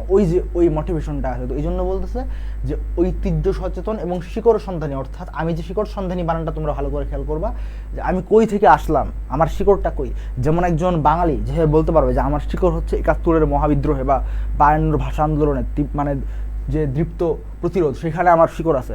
একজন অসমিয়া বা একজন পশ্চিমবঙ্গের লোক, যার আসলে ইতিহাসটা হচ্ছে অনেক বছর ধরে পরাধীন থাকার ইতিহাস, সে কিন্তু এভাবে বলতে পারবে না যে আমি আসলে, তার সে তো স্বাধীন না, তো তার পক্ষে তার শিকড়টা অনেক নড়বড়। অন্যদিকে আমাদের শিকড় অনেক শক্ত, আমাদের শিকড় অনেক দৃঢ়। তো এই দিক থেকে আমরা বলতে পারবো যে আমাদের শিকড়টা অনেক দৃঢ়। তো শিকড় থাকাটা ইম্পর্টেন্ট। তো নিজের শিকড় যে সন্ধান করে সে অলওয়েজ কি শক্তিশালী হয়, মোরালি এবং এথিক্যালি। তো নিজের ঐতিহ্য সচেতন শিকড় সন্ধানী মানুষের কি সর্বাঙ্গীন মুক্তির দৃপ্ত ঘোষণা। অর্থাৎ সবার কিন্তু সর্বাঙ্গীন মুক্তি দিতে পারবে না, একটা জিনিস বোঝার চেষ্টা করো, তুমি কিন্তু সবার মুক্তি দিতে পারবে না। যেমন ইউএসএ যখন আফগানিস্তান ছেড়ে যায়, তখন ইউএসএ একটা কথা বলে যে আমরা আসলে যারা আনউইলিং, যারা নিজেদের স্বাধীনতা নিজেরাই চায় না, তাদেরকে আমি কীভাবে স্বাধীনতা দেবো, তাদেরকে কীভাবে আমি মানে ধর্মীয় মূল্যবোধ থেকে ঠেকাবো। এখন তুমি মনে করতে আমি তালেবান হেঁটা, আমি তালেবান হেঁটার না, বাট আমি যেটা বলতেছি যে ওদের যে ধারণাটা, আমি যে পয়েন্টটা মেক করার চেষ্টা করতেছি যে কি, যে পয়েন্টটা কি, যে স্বাধীনতা চায় না, যে নিজের ঐতিহ্য নিয়ে সচেতন না, তুমি তাকে সচেতন করতে পারবে না। এটা নিজের ভিতর থেকে আসতে হয়। সেলফ লায়াবিলিটি বা সেলফ কি বলবো, নিজের যে একটা চেতনা, এই চেতনার দরকার আছে, অর্থাৎ নিজের আত্মসচেতনতার দরকার আছে। তো ওইটা যাদের আছে তাদের সর্বাঙ্গীন মুক্তি, বা তাদের উপর যত অন্যায় করা হয় ওখান থেকে মুক্তির দৃপ্ত ঘোষণাটা কে দিচ্ছে? এটা দিচ্ছে আমাদের আবু জাফর ওবায়দুল্লাহ, নট উবায়দুল্লাহ। প্রকৃতপক্ষে রচনার প্রেক্ষাপটে আছে বাঙালি সংস্কৃতির 1000 বছরের ইতিহাস। এই জাতির এই যে 1000 বছরের ইতিহাস আছে, এটা আমরা আসলে এখান থেকে জানি, বড়দিন কথা বলছি, নামই আমাদের বলে দেয়। বাট এই লাইনটা আমি কেন আনছি, তোমাদের এমসিকিউতে আসবে, এই জাতির এখানে কি আছে? এই জাতির 1 সংগ্রাম, 2 বিজয়, 3 মানবিক উদ্ভাসনের। উদ্ভাসন মানে কি ভাইয়া? এখন বলতে পারো, লাইন তো আমি বুঝি না, সংগ্রাম বুঝলাম, ঠিক আছে, স্ট্রাগল, বিজয় বুঝলাম, জিতে যাওয়া, মানবিক উদ্ভাসনটা কি? আর অনিন্দ অনুষঙ্গ, আমার তো দাঁত ভেঙে যাচ্ছে। মানবিক উদ্ভাসন মানে হচ্ছে মানবীয়, অর্থাৎ মানুষের যে স্বাভাবিক প্রবৃত্তি আছে ওই ধরনের প্রবৃত্তি নিয়েই কি উদ্ভাসন। উদ্ভাস মানে কি? জ্বলে ওঠা। উদ্ভাসন মানে কি? মনুষ্যত্বের যে গুণগুলো আছে ওই গুণগুলার হচ্ছে আপহোল্ডমেন্ট, বা ওই গুণগুলা নিয়ে মানুষের আর কি আত্মচেতন হয়ে ওঠা। তো ওই জিনিসটা কি? ওই জিনিসটার অনিন্দ অনুষঙ্গ সমূহ, অর্থাৎ এখানে কিসের অনিন্দ, অনিন্দ মানে সুন্দর, কিসের সুন্দর এলিমেন্ট বা অনুষঙ্গ মানে হচ্ছে এলিমেন্ট, উপাদান আছে। আমরা তাহলে এখান থেকে বুঝতে পারতেছি যে এখানে কি, এখানে বেশ কিছু উপাদান আছে। কেমন উপাদান? সুন্দর উপাদান। কিসের উপাদান? সংগ্রামের সুন্দর উপাদান, বিজয়ের সুন্দর উপাদান, এবং সবার লাস্টে কি, মানুষের মানবিক যে গুণ, ওই সব গুণ যে আলোর মতো করে ফুটে উঠছে। উদ্ভাসিত হওয়া মানে তো আলোকিত হয়, তো আলোর মতো করে ফুটে উঠছে। তো ওই জিনিসটার কি এলিমেন্টগুলো এটার মধ্যে আছে, বা উপাদানগুলো এটার মধ্যে আছে। তো এমসিকিউ আসলে তোমরা মুখস্থ করে রাখবে, সংগ্রাম, বিজয় এবং মানবিক উদ্ভাসন। তাহলে এটা এভাবে মনে করতে সবই মা, সংগ্রাম, বিজয়, মানবিক উদ্ভাসন সবই মা, ইজি। তারপর ওটাতে যাই। তো এরপরে কি, তিনি এখানে আসলে দেখা যায় না, বুঝছো, তোমরা যেরকম ক্যামেরা দেখো এখানে দেখা যায় না, আমার হচ্ছে এখানে লাইটিংয়ের প্যারা হয়, দেখা যায় ওদিক থেকে একটা লাইট আসছে, এদিকে লাইট আসছে, যেটা প্যারা হয়। তিনি তার এই কবিতায় পৌনঃপুনিকভাবে মানব মুক্তির আকাঙ্ক্ষায় সোচ্চার হন। তো আকাঙ্ক্ষা বানানটা তোমরা আবার দেখে নাও। আকাঙ্ক্ষা যে শুধু ক্ষয়ের যে বানানটা আছে ওটা এক্সিস্টই করে না, ক্ষীয় হবে, অর্থাৎ ক প্লাস স হবে। তো পৌনঃপুনিক মানে কি ভাইয়া? পৌনঃপুনিক দেখো বানানটা তোমরা দেখো, পৌনঃপুনিক। পৌনঃপুনিক মানে কি? সাইমালটেনিয়াসলি বা কন্টিনিউয়াসলি বা পরপর, ঠিক আছে। তো পৌনঃপুনিকভাবে মানে কি? বারবার, না থেমে বারবার, বা অবিরামভাবে মানব মুক্তির আকাঙ্ক্ষায় সোচ্চার। অর্থাৎ উনি কী চায়? মানব মুক্তি চায়। আমরা খালি বারবার শুনতেছি মানব মুক্তি, মানব মুক্তি। কেমন মানব মুক্তি চায় সে কী চায়? আমরা সবাই ল্যাংটা ঘুরে পারবো? সে কী চায়? আমরা সবাই মানে যা খুশি তাই করবো? সে আসলে কী চায়? এটা আমাদের পড়তে হবে, পুরোটা না পড়ে আমরা জানতে পারতেছি না। আচ্ছা, কেউ কি কমেন্টে কোনো কোশ্চেন করছে? একটু দেখে নিই। এই কবিতাটা খুব প্যারাদায়ক বলে এই ক্লাসটা দিছি। এমসিকিউর জন্য পড়াটাই ভালো না, এমসিকিউর জন্য পড়াটা ভালো না। তোমার অ্যাডমিশন তো তুমি অ্যাডমিশনে তোমার এই মানে তুমি 25টার মধ্যে 20টা দাগাবা, 5টা বাদ দিবা, বা ভুল গেল সমস্যা নেই, এরকম তো না। অ্যাডমিশনে তুমি দাগাবা, নাহলে নেগেটিভ মার্কিং খাওয়া। তুমি তো টিকতেছো না, তুমি না দাগলে অন্য কেউ দাগাইতেছে, তুমি নেগেটিভ খাইলে অন্য কেউ খাইতেছে না। তো তোমার এটা মাথায় রাখতে হবে। পোল্লাপাইন সব কই ক্লাসে এত কম কেন? মনে হয় কারেন্ট প্রবলেম। প্রথমত কারেন্ট প্রবলেম, দ্বিতীয়ত আমি খুব একটা ভালো ক্লাস মনে নিই না। তারপরে কবির একান্ত প্রত্যাশিত মুক্তির প্রতীক হয়ে উপস্থাপিত হয় একটি বিশেষ শব্দবন্ধ কবিতা। এত বড় লাইন, কোনো লাইন আছে বুঝছো? আমি এখান থেকে পড়া শুরু করি, এখানে গিয়ে ভুলে যাই আমি এখানে কি পড়ছিলাম। তো এই জিনিসটা হওয়া যাবে না। কবির ভেঙে এরকম যখন হবে তখন ভেঙে নিবা, ছোটো ছোটো পার্টে ভেঙে নিবা, অল্প অল্প করে বুঝবা, পুরাটা বুঝতে পারবা। তো কবির একান্ত প্রত্যাশিত মানে কি? কবির একান্ত প্রত্যাশিত মানে কি? একান্ত মানে হচ্ছে ব্যক্তিগতভাবে খুব করে চাওয়া। একান্ত প্রত্যাশিত বলতে এরকম বোঝাচ্ছে উনি খুব করে চাইছে। কি চাইছে? মুক্তির প্রতীক হয়ে উপস্থাপিত হয়, অর্থাৎ উনার খুব করে চাওয়া মুক্তি। উনি খুব মুক্তি চায়। তো উনার খুব করে যে মুক্তির আছে, ওই মুক্তির প্রতীক হিসেবে কি আসে? উপস্থাপিত হয় মানে কি আসে? একটি বিশেষ শব্দবন্ধ কবিতা। আচ্ছা, শব্দবন্ধ, এখানে একটা জিনিস কি, শব্দবন্ধ বা শব্দ যুগল, এরকম শব্দগুলো কখন আসে বলো তো? শব্দবন্ধ, শব্দ যুগল এগুলো তখন আসে যখন আসলে 2-3টা শব্দ থাকে। 2টা শব্দ থাকলে শব্দ যুগল, 2টা বা তার বেশি থাকলে শব্দবন্ধ। কিন্তু এখানে যে জিনিসটা হয়েছে সেটা হচ্ছে কবিতা, এখানে একটাই শব্দ, আসলে এটা বারবার ইউজ হয়েছে বলে সম্ভবত দিচ্ছে, বা এখানেও ওনারা দোতনা ট্রাই করছে। দোতনা কি জিনিস একটু পরে বলতেছি। তো কবির একান্ত প্রত্যাশিত মুক্তির প্রতীক হয়ে কি উপস্থাপিত, অর্থাৎ আমরা এখানে খালি এটুকুই বুঝতে পারি যে কবিতা যে শব্দটা আছে, বুঝো এই জিনিসটা ভান্ডা মাথায় বুঝো। কবিতা, আবার বলতেছি কবিতা, এই কবিতা ওয়ার্ডটাকে উনি এমনভাবে চিত্রায়িত করছে বা এমনভাবে তুলে ধরছে যেন এটা তার যে মুক্তির প্রতীক, ওই প্রতীকের ওইটাই মুক্তির প্রতীক কি কবিতা, এরকম করে বোঝানোর চেষ্টা করছে। ঠিক আছে। তারপর কবিতার পূর্বপুরুষের সাহসী ও গৌরবোজ্জ্বল ইতিহাসের কথা উপস্থাপনের মধ্য দিয়ে তার বক্তব্যকে এগিয়ে নিয়ে চলেন। তো আমি একটু আগেই বলতেছিলাম যে মনে করো তোমার যদি একটা ইতিহাস থাকে, তোমার যদি ইতিহাসটা মাথায় থাকে যে তোমার এখনো 3 প্রজন্ম হয়নি, তোমাদের অনেকের দাদার এই মুক্তিযুদ্ধ করছে।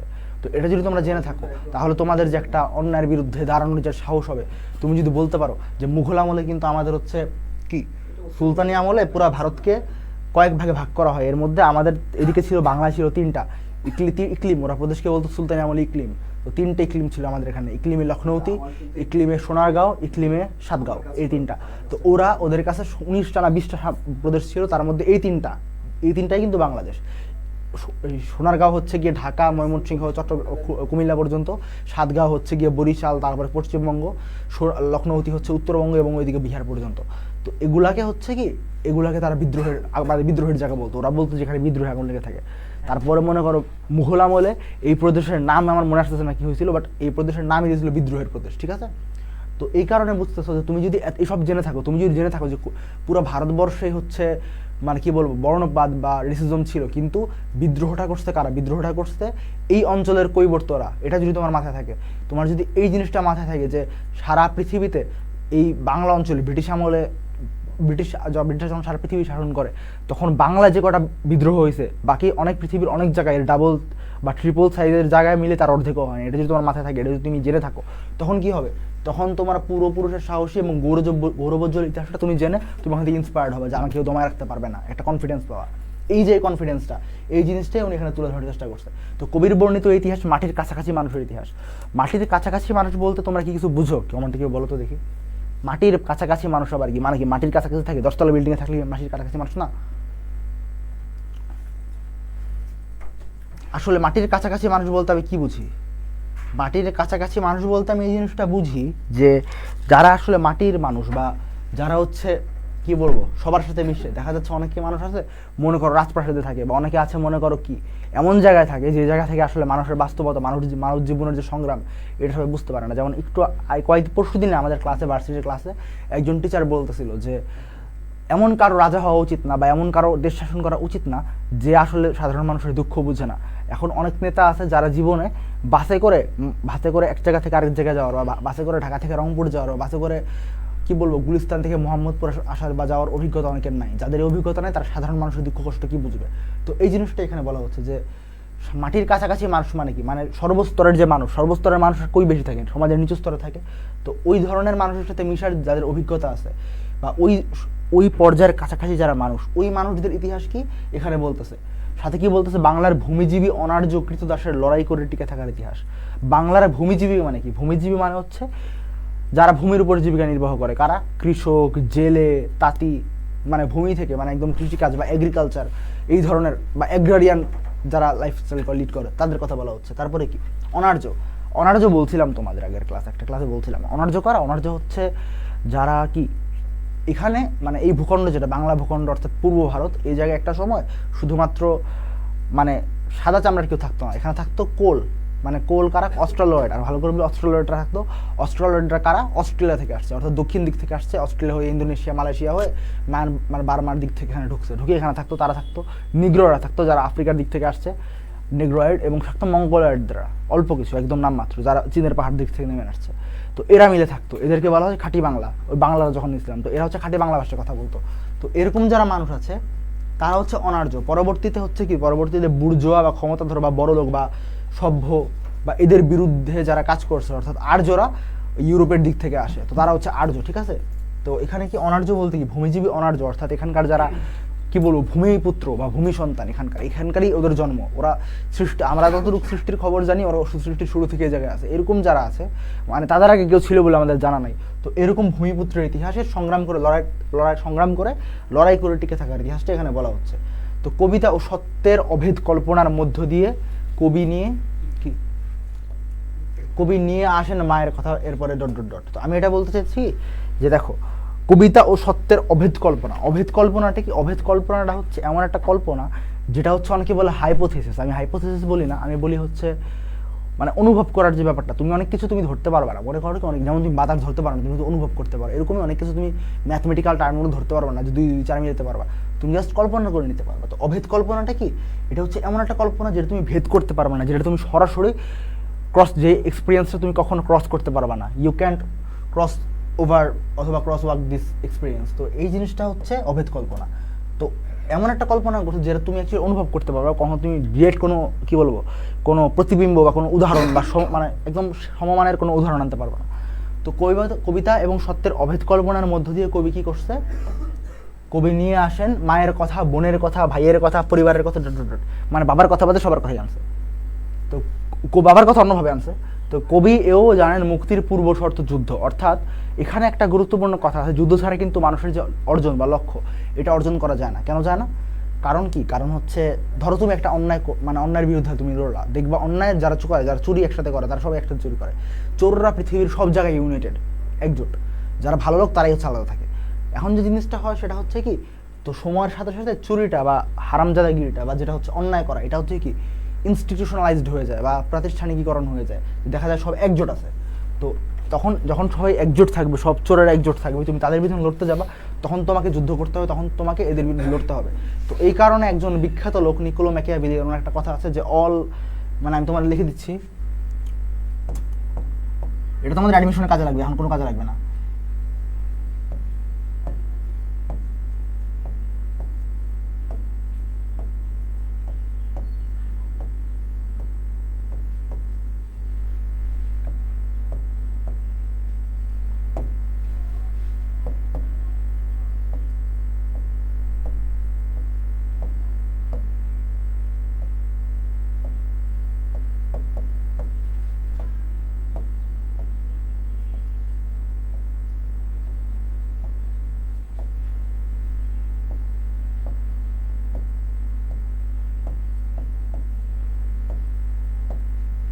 তো যে জিনিসটা হয়েছে সেটা হচ্ছে নিকোলো ম্যাকিয়াভেলির একটা বিখ্যাত বই আছে দ্য প্রিন্স। ওই বই নিয়ে একটা খুব ভালো কথা বলছে, একদম টাচি একটা কথা। এই বইয়ের যদি একটা লাইন নাও লাগে তাহলে আমি এই লাইনটা দিব, বা অনেকে এই একটা লাইন দিবে যে অল আর্মড প্রফেটস কনকোয়ার্ড ওয়াইল অল আনআর্মড ওয়ার্ল্ডস লস্ট। মানে কি, প্রফেট মানে কিন্তু এখানে শুধু নবী বোঝাচ্ছে না, যারা হচ্ছে গিয়ে সমাজের অন্যায়, অবিচার, অনাচার, দুর্নীতির বিরুদ্ধে লড়াই করে তাদের সবাইকে এখানে বলতেছে প্রফেট। মানে কি, মানে হচ্ছে মানে মেসিয়া বা যে সমাজ পরিবর্তন করবে বিপ্লবের মধ্য দিয়ে এমন কাউকে। তো এদের মধ্যে যারা হচ্ছে গিয়ে নিরস্ত্র ছিল, যারা হচ্ছে শুধুমাত্র ভালো ভালো কথা বলে গেছে, তারা কেউ জীবনে সফল হতে পারে নাই, তারা এস্টাবলিশমেন্টের বিরুদ্ধে লড়তে পারেনি। অন্যদিকে যারা হচ্ছে সশস্ত্রভাবে গায়ের জোরে মানুষকে কনভিন্স করে যুদ্ধে নামাইতে পারছে, তারা জিততে পারছে। উদাহরণ হিসেবে যদি বলি, উদাহরণ হিসেবে হচ্ছে মনে করো কার্ল মার্কস। উনি নিজে একটা নিরস্ত্র মানুষ ছিল, উনি মানে কি বলবো একজন সাধারণ মানুষ ছিল। উনি হচ্ছে ওনার আইডিওলজি ভদ্রভাবে প্রিচ করতো, কোনো অস্ত্র নিত না। তো কী হইতো, ওনাকে একের পর এক দেশ থেকে এক্সপান্স করে দিত, বের করে দিত। তো লাস্টে গিয়ে উনি একজন জার্মান হয়ে উড়ার শেষ পর্যন্ত ঠাই হয় লন্ডনে, এবং সেটা খুব দরিদ্র অবস্থায়। এটা অন্যদিকে একই আইডিওলজি কিন্তু চেঞ্জ হয় নাই, একেবারে সেম আইডিওলজি বা সেম ধারণা, সেম বিশ্বাস, সেম বিপ্লব। এই কাজটা কারা করছে? এই কাজটা যখন সোভিয়েত রেড আর্মি শুরু করলো, তাদের কাছে অস্ত্র ছিল, তারা জিতে গেল।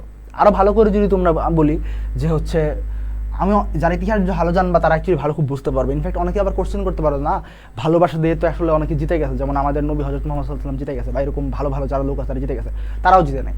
তারা হচ্ছে যতদিন পর্যন্ত ভালো ভালো করে প্রিচ করছে, তাদের কী হয়েছে, রাসূলুল্লাহ সাল্লাল্লাহু আলাইহি ওয়াসাল্লাম জীবনের প্রথম অংশে খুব ভালো ছিল, সহ্য করতো, তো এদের কী হয়েছে, তাকে একদম দেশ থেকে তাড়াই দিয়েছে, তাকে দেশ ছেড়ে চলে যেতে হয়েছে, পাথর বাড়ি খেতে হয়েছে, অনেক কিছু সহ্য করতে হয়েছে। লাস্টে যখন মানে কি বলবো 2-3 হাজার মানুষের শহরে 10,000 সৈন্য নিয়ে ঢুকে পড়ছে, তখন তারা প্রতিরোধ করতে পারবে না, তখন তারা হচ্ছে মেনে নিছে। এটা হচ্ছে রিয়েলিটি। তো এই কারণেই নিকোলো ম্যাকিয়াভেলি বলতেছে যে অল আর্মড প্রফেটস কনকোয়ার্ড ওয়াইল অল আনআর্মড ওয়ান্স লস্ট, অর্থাৎ তুমি অস্ত্র ছাড়া কোনোদিন এই পৃথিবীটা পরিবর্তন করতে পারবে না, এটা মাথায় ধরে নাও। তো এই কারণে কবি বলতেছে যে কবি জানেন মুক্তির পূর্ব শর্ত যুদ্ধ। তো তোমাদের এমসিকিউ যদি আসে মুক্তির পূর্ব শর্ত কি ভাইয়া? যুদ্ধ। এটা তোমার মাথায় রাখবা, মুক্তির পূর্ব শর্ত কি? যুদ্ধ। একজন লিখছে 2 দিন পর কারেন্ট আসছে, আপনার ক্লাস রাতে হলে কি এমন হতো আল্লাহ। আরেকজন বলছে 8% চার্জে লাগিয়ে ক্লাসে আসছে, আল্লাহ রে এত এফোর্ট, আল্লাহ এদের। আচ্ছা লাস্ট একটা মোনাজাত ধরবো, বুঝছো, মোনাজাত ধরে আল্লাহ বলবো যে আল্লাহ এদের সবাই চান্স পাওয়া দাও। তো হচ্ছে কি, মুক্তির পূর্ব শর্ত কি? যুদ্ধ। আর সেই যুদ্ধে পরিবার থেকে দূরে সরে যেতে হয়। আসলে তুমি তোমার পরিবার নিয়ে যুদ্ধ করতে পারবা না, তুমি তোমার পরিবার নিয়ে যুদ্ধ করতে পারবা? তোমাদের যে পেজটা আছে রয়্যাল এডুকেশন, ওখানে আমি একটা পোস্ট দিয়ে দিব আজকে রাতের দিকে। আমার আইডি তো মনে হয় কমেন্ট সেকশনে আমি একটা কমেন্ট করছি, ডট লিখে দিচ্ছি, তোমরা দেখো এই একটা পোস্ট তোমাদের এখানে গ্রুপে শেয়ার করে দিব, ঠিক আছে? ওই পোস্টটা তোমরা পড়ে দেখো। এইটার জন্য, এই যে এটা যে মুক্তির যুদ্ধে পরিবার থেকে আলাদা হইতে, কেন আলাদা হইতে হয় এটা পরে বলবো, মানে ওই পোস্ট পড়লে বুঝবা। ভালোবাসার জন্য, তাদেরকে মুক্ত করবার জন্যই তাদের ছেড়ে চলে যেতে হয়।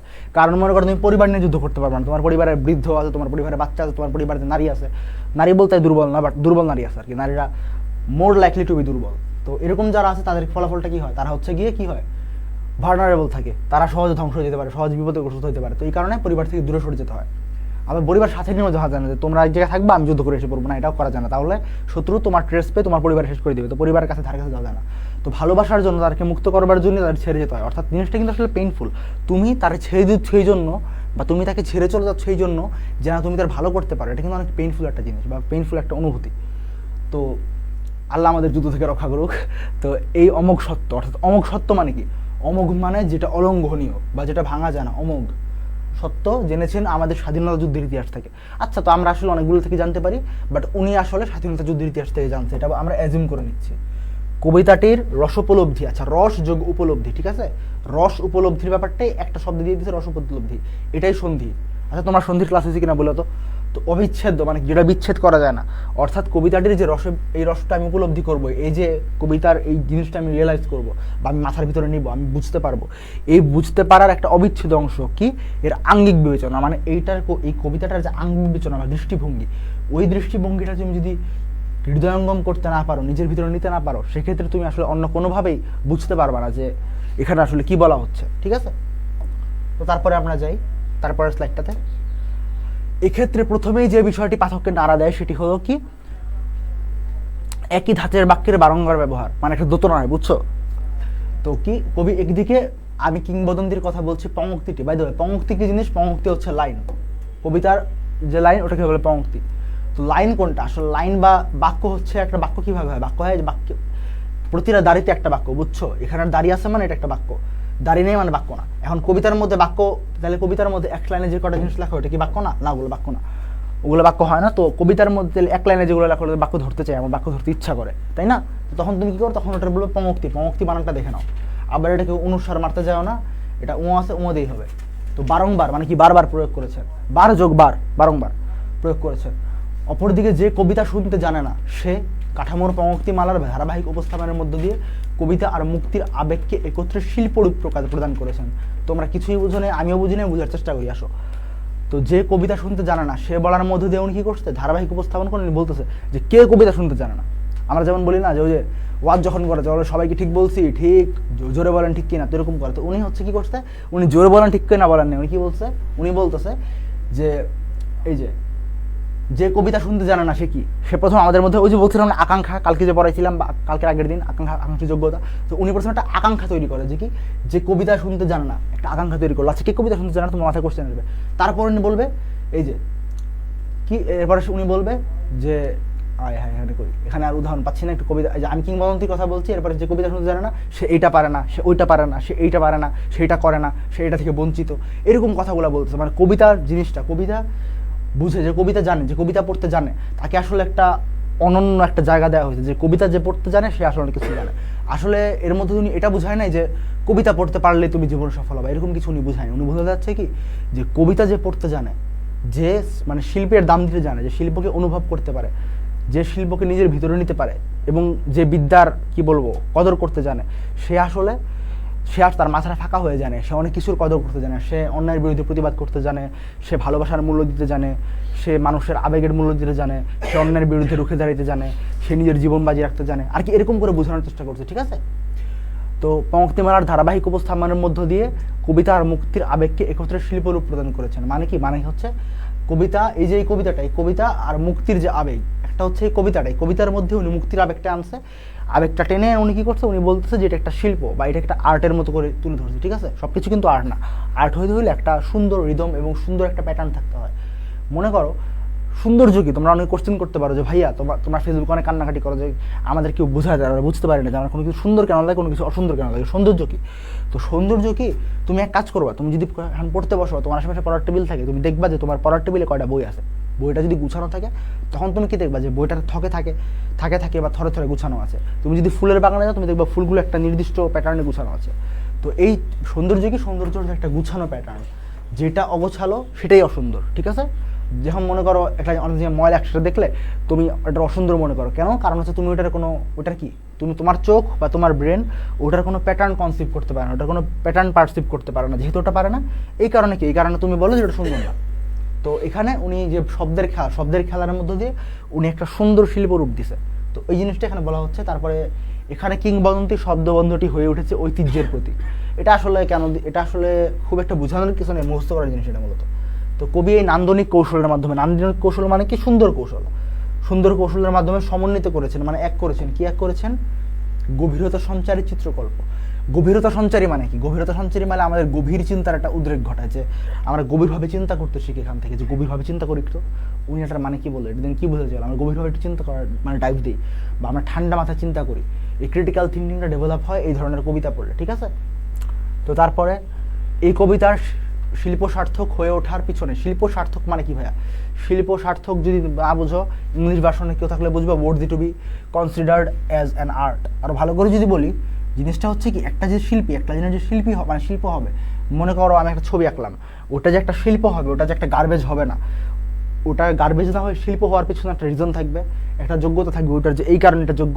তো আমরা বলতেছি যে ওনার যে কবিতাটা আছে, এই কবিতার শিল্প সার্থক, অর্থাৎ এটা গুণমান বিচার, এটা শিল্প হিসেবে স্বীকৃতি দেওয়ার যোগ্য। এটা এই যে এই জিনিসটা হলো, এটা যোগ্য হলো, এটার কারণ কি, কেন এটা শিল্প সার্থক হয়েছে? এটার পূর্ব শর্ত হলো হৃদয়স্পর্শী চিত্রকল্পের যথোপযুক্ত ব্যবহার। হৃদয়স্পর্শী চিত্রকল্প কি ভাইয়া, তোমার অন্তরে একদম মনটা ভরে যায়, ওই যে শাহরুখ খানের একটা সিন আছে না, এরকম করে দেয়, তো এরকম তোমার মনটা ভরে যায়, এরকম করে হৃদয়স্পর্শী চিত্রকল্প। চিত্রকল্প মানে কি, কি বলবো, কল্পিত সিনারিও বা কল্পিত দৃশ্যকল্প, মনে হয় আমি আর কঠিন করে দিলাম। চিত্রকল্প মানে মনে করো সিনারি, ঠিক আছে, সিনারি। তো কল্পিত যে সিনারি, ওই সিনারিগুলোর যথাযথ ব্যবহার করছে, এটা আসলে সবাই করতে পারে না, শব্দ দিয়ে সবাই খেলতে পারে না, উনি খেলতে পারছে। তো চিত্রকল্প হলো এমন এক শব্দ ছবি, আচ্ছাই তো চিত্রকল্প মানে কি, ওরাই বলে দিচ্ছে, চিত্রকল্প হলো এমন শব্দ ছবি মানে কি ভাই, শব্দ দিয়ে তুমি ছবি আঁকতে পারো, এগুলো তো শব্দ, এগুলো কি ছবি? এগুলো ছবি না, শব্দ ছবি কোনটা? ছবি কি, ছবি হচ্ছে অনেকগুলো রেখার, বুঝার চেষ্টা করো, ছবি কি, ছবি হচ্ছে অনেকগুলো রেখা, সরল রেখা, বক্র রেখা, আর কত প্রকার রেখা আছে, সব রকম রেখা একসাথে মিলায় একটা জিনিস তৈরি করে, যেটা তোমার চোখে সুন্দর লাগে, ওটা তো ছবি, তাই না? তো ওরকমই শব্দ ছবি, অনেকগুলো ছবি একসাথে করে এমন একটা কিছু বানানো যেটা দেখে তোমার সুন্দর লাগছে। তো চিত্রকল্প কি, চিত্রকল্প হচ্ছে এমন শব্দ ছবি যা কবি গড়ে তোলেন এক ইন্দ্রিয়ের কাজ অন্য ইন্দ্রিয়ের সাহায্যে করিয়ে, কিংবা একাধিক ইন্দ্রিয়ের সম্মিলিত আশ্রয়ে। আচ্ছা, তার মানে কি, তার মানে মনে করো ইন্দ্রিয় কি জিনিস, ইন্দ্রিয় হচ্ছে তোমার মানে অনুভব করার পাল্প, ঠিক আছে। আরেকজন বলতে 97% চার্জ, এক কাজ করো তুমি অন্যদের চার্জ লোন দাও, একজন তো বলতে 8% নিয়ে ঢুকছে, 2% নিয়ে আসছে, তো তুমি এদেরকে চার্জ ধার দাও। আপনিও বড় লোক ভাই, আমার ফোনে মাত্র 38%, আমার ফোনে কত পার্সেন্ট বলি, আমার ফোনে 23%।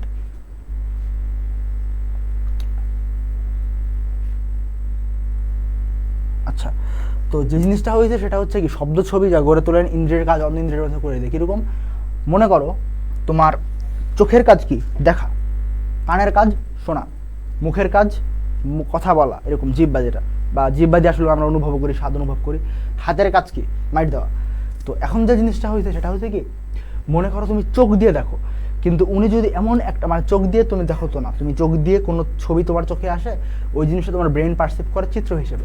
তো তোমাকে যদি এমন কিছু কল্পনা করতে দেয়, তুমি এটা কল্পনা করো, সবাই চোখ বন্ধ করে, আমাকে শুনতে হতো, চোখ বন্ধ করে একটা জিনিস কল্পনা করো, নদী, নদীর তীরে গাছ, তুমি কিন্তু কিছু একটা মাথায় আসতেছো যে হ্যাঁ নদীর তীরে গাছ, উপরে সূর্য, পাশে ক্ষেত, একদিকে রাস্তা, তুমি কিছু একটা কল্পনা করতেছো। দেখো, তুমি মনে মনে দেখতেছো, কিন্তু তোমার কি চোখ ইউজ হচ্ছে? চোখ ইউজ হচ্ছে না, তোমার ব্রেন ইউজ হচ্ছে। তো এরকমই এক ইন্দ্রিয়ের কাজ অন্ধ ইন্দ্রিয়দের সাহায্যে যে করিয়ে নিচ্ছে, এবং অথবা একাধিক ইন্দ্রিয়ের সম্মিলিত, মনে করো এই যে এটা কিন্তু এক ইন্দ্রিয়ের কাজ অন্য ইন্দ্রিয় দিয়ে করাচ্ছি, কি যেটা তোমার চোখ দিয়ে করার কথা ওটা তোমার ব্রেন দিয়ে করাচ্ছি, অথবা তোমার যেটা চোখ দিয়ে করার কথা ওটা তোমার কান আর ব্রেন দিয়ে করাচ্ছি। তো এই যে এইভাবে মানে একটা আইডিয়া দেওয়া, তো এই কাজটা উনি করতেছে। আর তার পাঠক হৃদয়ে সংবেদনা জায়গায়, সংবেদনা মানে কি অনুভূতি জায়গায়, ইন্দ্রিয়াতীত বোধের প্রকাশ সূত্রে। মানে দেখবা যে কোনো কিছু তুমি চোখে দেখবা, ওইটার থেকে তুমি অনুভব করতে পারলে তোমার ভালো লাগবে। এটা যারা খুব ভালো করে অনুভব করতে পারছে তাদের আসলে বোঝানো যায়, এটা আসলে অনুভব করার জিনিস, বোঝানোর জিনিস না, বোঝাতে পারবো না, বা আমার বোঝানোর যোগ্যতা খুব একটা নাই।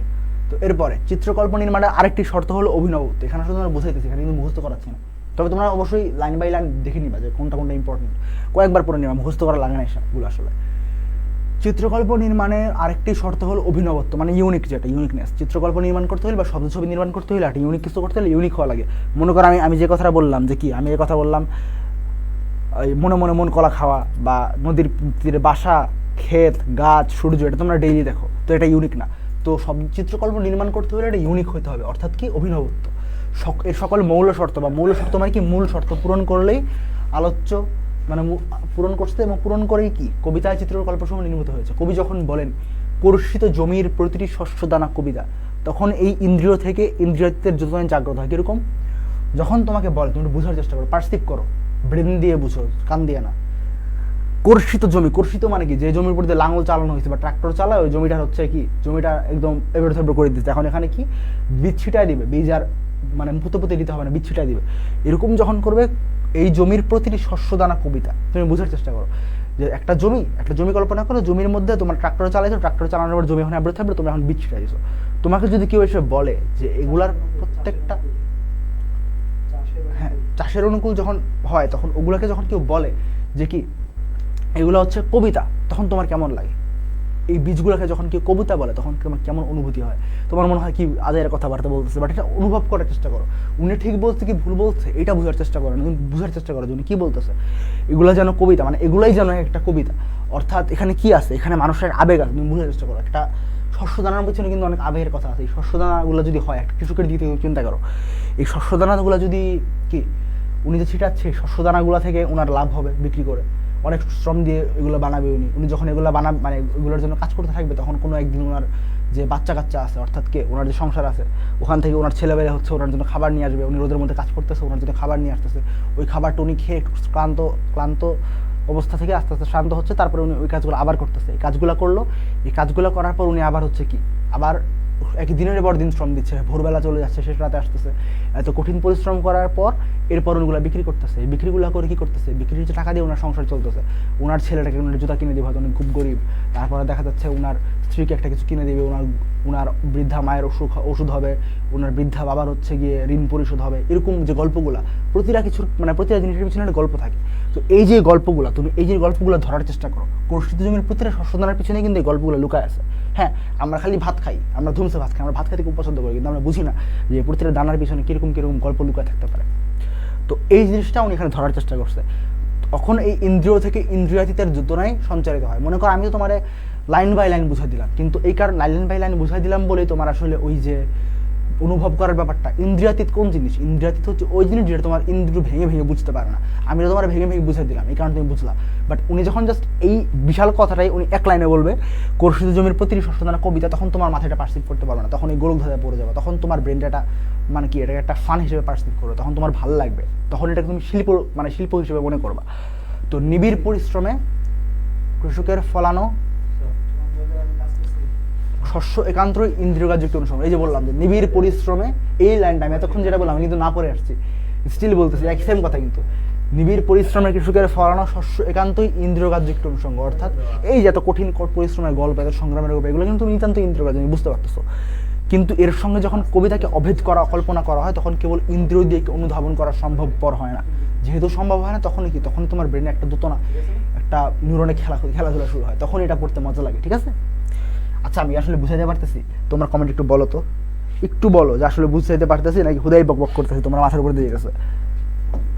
তারপরে সার্বিক বিবেচনা আছে, এটা এমসিকিউর জন্য। সার্বিক বিবেচনায় কবিতাটি বিষয় অঙ্গিকের সৌকর্যে বাংলা সাহিত্যের এক অনন্য সংযোজন। আচ্ছা, বিষয় এবং আঙ্গিক, আমি বলছিলাম যে বিষয় এবং আঙ্গিক দুটো দিক দিয়ে ইউনিক। একটা কি এর বিষয় কেউ লেখালেখি করেন না, দ্বিতীয়ত এই বিষয় যারা লেখে তারা এই দৃষ্টিভঙ্গি থেকে লেখে না। তো বিষয় এবং আঙ্গিক, এক বিষয় দুই আঙ্গিক, এই দুইটা জায়গার সৌকর্য, এটা হবে সৌকর্যে, মানে এই বিষয় এবং আঙ্গিক যে এত সুন্দরভাবে গুছাই তুলছে, সেইটার সৌকর্যে, সৌকর্য মানে কি, সুন্দর করে গুছানো একটা সৌন্দর্য, ওকে। সেটার সৌকর্যে কি, এটা কি, সেটার সৌকর্যে বাংলা সাহিত্যের এক অনন্য সংযোগ। অনন্য কেন? কারণ এরকম লেখা আসলে তুমি খুব বেশি পাবা না। আমি প্রচুর বই পড়ছি, সেই হিসাবে আমি বলতেছি এরকম লেখা বাংলা ভাষায় খুব বেশি নাই। ও আচ্ছা, তো এখন এটা আসলে পুরো এমসিকিউর জন্য বড় থমছে। কবিতাটি গদ্য ছন্দে রচিত। কোন ছন্দে রচিত? গদ্য ছন্দে রচিত। প্রচলিত ছন্দের বাইরে গিয়ে এটি প্রাকৃতিক তথা স্বাভাবিক ছন্দ।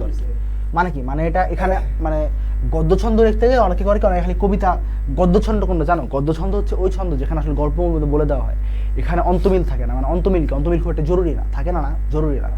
বা দেখা গেছে যে মনে করো অন্তমিল কিরকম, মনে করো কি দেওয়া যায়,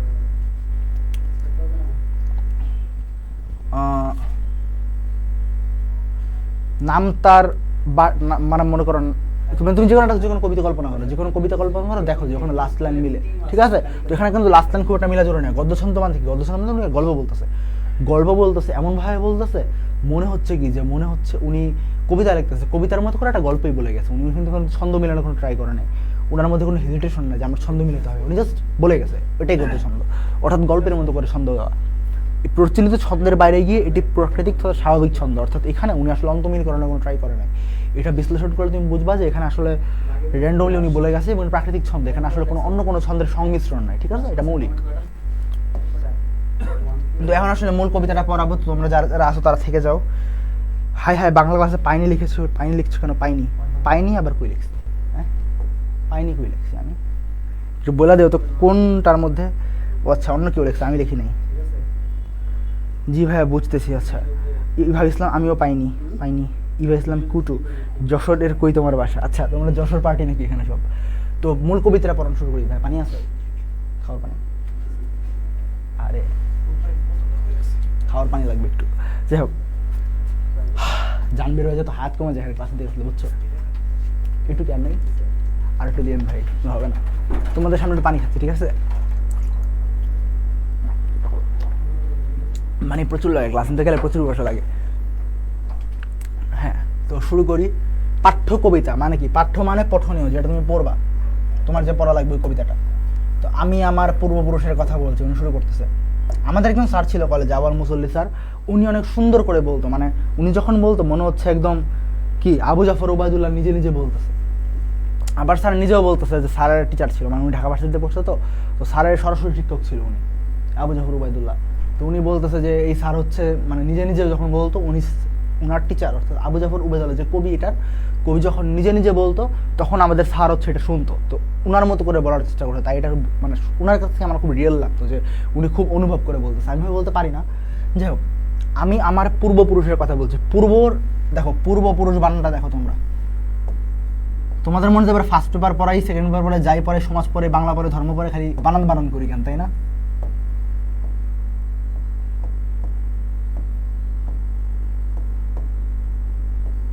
পূর্বপুরুষ, প্রথমত পূর্বর মধ্যে এখানে হচ্ছে দীর্ঘ উকার এবং পর পুরুষের মধ্যে হ্রস্ব উকার। আমি আমার পূর্বপুরুষের কথা বলছি। আচ্ছা, he is telling the tales of his ফোরফাদার্স।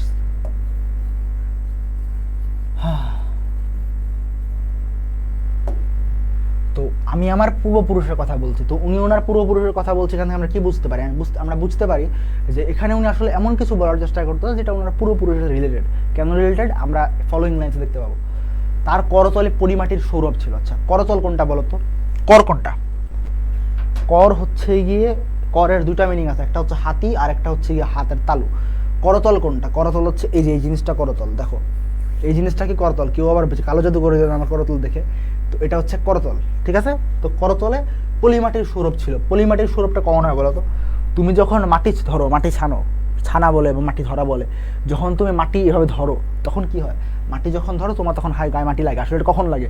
যখন তুমি মাটির কাজ করো, যখন তুমি মনে করো জমিতে খেতে আল দিচ্ছ বা জমিতে কারণ কাজ করতেছো, বা ধরো তুমি মাছ ধরতেছো, তো তুমি মাছ ওই একদম যে জালগুলো ধরো এরকম বানায় রাখছো, তোমার মাটি সরা জাল উঠাতে হচ্ছে, তো এরকম যখন করো তোমার পায়ে হাতের মধ্যে কি হয়? হাতের মধ্যে মাটির গন্ধ লেগে যায়, আষ্টে মাটির গন্ধ বা মেটে মেটে একটা গন্ধ লেগে যায়। তো পলিমাটির গন্ধ বলতে ওই গন্ধটা বলা হচ্ছে পলিমাটির সৌরভ। এখানে একটা জিনিস গুরুত্বপূর্ণ, যে মাটি কিন্তু 3 প্রকার হয়। আমি আবার সায়েন্স দিয়ে যাচ্ছি, মাটি অনেক প্রকার হয়। তো মাটির মধ্যে পলিমাটি কোনটা? সেডিমেন্ট। পলিমাটি হচ্ছে ওই মাটি যেটা হচ্ছে মাটির একদম নির্জার, বুঝছো? মাটির মধ্যে যে মাটির কণাগুলো খুব ক্ষুদ্র, এই কারণে নদীর সাথে ভেসে আসে। তো আমাদের দেশ একটা নদীমাতৃক দেশ, এখানে সব জায়গায় হচ্ছে কি নদী, এবং নদীগুলো নিয়মিত গতিপথ পরিবর্তন করে। তো আমাদের দেশের বেশিরভাগ জায়গা জুড়ে হাজার হাজার লাখ লাখ বছর ধরে যে পলি মাটিগুলা বিভিন্ন দেশ থেকে ঘুরে আসছে, ওই মাটিগুলো দিয়ে আমাদের দেশটা আর কি তৈরি। আমাদের দেশের মাটিটা মূলত পলি মাটি। তো এখানে আসলে এখানে কিন্তু পলি মাটিও তোমরা মনে করতে পারো পলি মাটি মানে র্যান্ডম মাটি না, এখানেও আসলে আমাদের দেশের যে মাটিটা ওই ইউনিক পার্টটাকে কি তুলে ধরার চেষ্টা করা হয়েছে। অর্থাৎ এখানেও আমাদের দেশের দেশাত্মবোধ একটা আছে, ঠিক আছে। তো তার করতলে পরিমাটির সৌরভ ছিল, অর্থাৎ উনি কে ছিলেন? উনি কৃষক টাইপের একটা লোক ছিল, বা উনি মাটির কাছাকাছি থাকতো। উনি কৃষক বা জেলে এরকম কোনো কাজ করতো, যার হাতে কি তার নিয়মিত মাটি ধরতে হইতো। মাটির মানুষ বলতে পারো। তার পিঠে রক্ত জবার মতো ক্ষত ছিল। কিসের মতো? কৃষ্ণচূড়া কিন্তু না, কৃষ্ণচূড়া ও লাল কিন্তু না। এখানে কি ফেব্রুয়ারি 1969 যে কবিতাটা, ওটার সাথে হচ্ছে কৃষ্ণচূড়া, আর এই কবিতার সাথে কি রক্ত জবা। তো রক্ত জবার মতো ক্ষত ছিল। রক্ত জবা কি জিনিস তোমরা সার্চ দেখতে পারো। তো উনার পিঠে কি ছিল? রক্ত জবার মতো ক্ষত ছিল, লাল লাল ক্ষত ছিল। কেন ক্ষত কেন থাকবে? তার বাইরে এখানে কিন্তু দেখো উনি সচেতনভাবে চন্দ্রবিন্দু দিচ্ছে। চন্দ্রবিন্দু থাকার না থাকা কিন্তু এটা ডিফারেন্ট, বেশ ভালো ডিফারেন্ট। একটা হচ্ছে ধরো তার, এই তার যে জিনিসটা একটু সমান চন্দ্রবিন্দু বা অনুসার উপরে হচ্ছে নাসিক্য হবে, সেটা কি? সেটার মধ্যে সম্মান দেওয়া হয়। আর যেটা নর্মাল তার, অর্থাৎ এই যে এই তার যেটা আমরা লিখি কারেন্টের তার অথবা নর্মাল তার, এটার মধ্যে কোনো সম্মান নেই, ঠিক আছে। তো কাউকে যখন সম্মান দিবা তখন উপরে একটা চন্দ্রবিন্দু দিবা তয়ের উপরে। তো তার এখানে কিন্তু সম্মান দিয়ে কথা বলতেছে। তার পিঠে রক্ত জবার মতো ক্ষত ছিল। আমরা জানতে পারলাম কি, তাহলে উনি মাটির মানুষ ছিল যে কৃষিকাজ যুক্ত ছিল, এবং উনার দেহে আঘাতের চিহ্ন ছিল, এটা আমরা বুঝতে পারলাম, ঠিক আছে। তারপরে কি ভাই, এসিড একটু জানবে। তারপরে তিনি অতিক্রান্ত, আচ্ছা তিনি কিসের আচ্ছা সমস্যা নেই, আগে বলবেন না ভাই। ফ্যান লাগবে না, ফ্যান লাগলে ক্লাসের সমস্যা হবে না।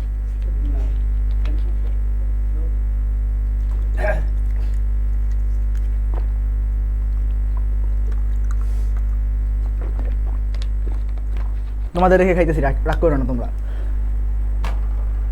তো এরপরে তার পিঠে রক্ত জবার মতো কথা ছিল, এ পর্যন্ত গেলাম। তিনি অতিক্রান্ত পাহাড়ের কথা বলতেন। এখানে অতিক্রান্ত পাহাড় কি মনে করো? উনি রেগুলার হচ্ছে হাইকিং এ যাইতো। ফোন এই যে ওকে দেখতেছি, ইফতি আপনিও যশোরের। আচ্ছা তোমরা দেখি, ও আচ্ছা ইভা বলতেছে ভাইয়া পিডিএফ এর কথা বলতেছি। পিডিএফ তোমরা পেজে নক করবো আজকে রাতে। এখন আসলে কি ক্লাস চলতেছে, তো ক্লাসটা শেষ হইলে এরপরে ধরো পিডিএফটার জন্য নক দিবা। ক্লাসটা যখন শেষ হবে পিডিএফ এর জন্য নক দিবা, দিয়ে দিবে। আর দয়া করে মেনশন দিও, কারণ আমি তো আসলে পিডিএফগুলো দেই না, দেয় যারা তারা হচ্ছে আবার একটু কেমন বলবো কেমন জানি, তারা আসলে তুমি যদি মেনশন দাও তাহলে তারা দিতে চায় না, তারা দিতে চায় না, আমরা ঝগড়া করে পাঠাতে হয়। তোমরা একটু দেখে নিও, একটু মেনশন টেনশন করো, তাহলে তোমাদের জন্যই ভালো। কুষ্টিয়া, যশোর, হাতের তালু। হ্যাঁ ইভা ইসলাম বলছে হাতের তালু, ঠিক আছে। নেক্সট প্রবলেম হচ্ছে, এক কাজ করো, তুমি 720 পিতা দেখতে থাকলে এটা কমায় তুমি 480 পিতা নাও, তাহলে ইজি হবে। তো তারপরে তার পিঠে রক্ত জবার মতো ক্ষত ছিল। তো ইনি অতিক্রান্ত পাহাড়ের কথা বলতেন। অতিক্রান্ত মানানটা দেখো, অতিক্রান্ত মানে কি? পার হওয়া পাহাড়। মনে করো এটা একটা পাহাড়, আমি ছবি ভালো আঁকতে পারি না, বাট তাও ট্রাই করতেছি। তো এগুলো মনে করো পাহাড়। হ্যাঁ এটা একটা সমতল, পয়েন্ট এ, এটা হচ্ছে পয়েন্ট বি। তো পয়েন্ট এ থেকে পয়েন্ট বি যেতে দুটো পাহাড় আমার অতিক্রম করা লাগতেছে। তো দুইটা পাহাড় যে অতিক্রম করে ডিঙা যেতে হইতেছে। তো কি এখানে কি উনি অতিক্রান্ত পাহাড় বলতে লিটারালি পাহাড়ের কথা বলতেছে না।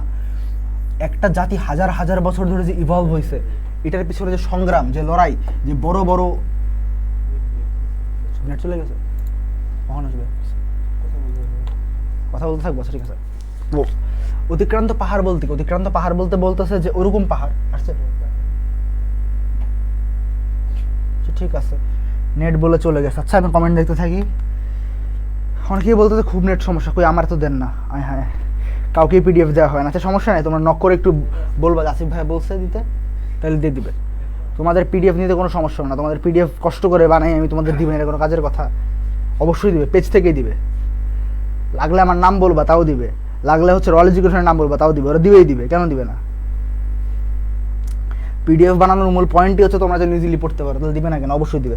যদি না দিতে চায় একটা মেনশন করে দিবে, বুঝছো? অনেকে ওরা আবার মেনশন না করে দিতে চায় না। কিলো এটা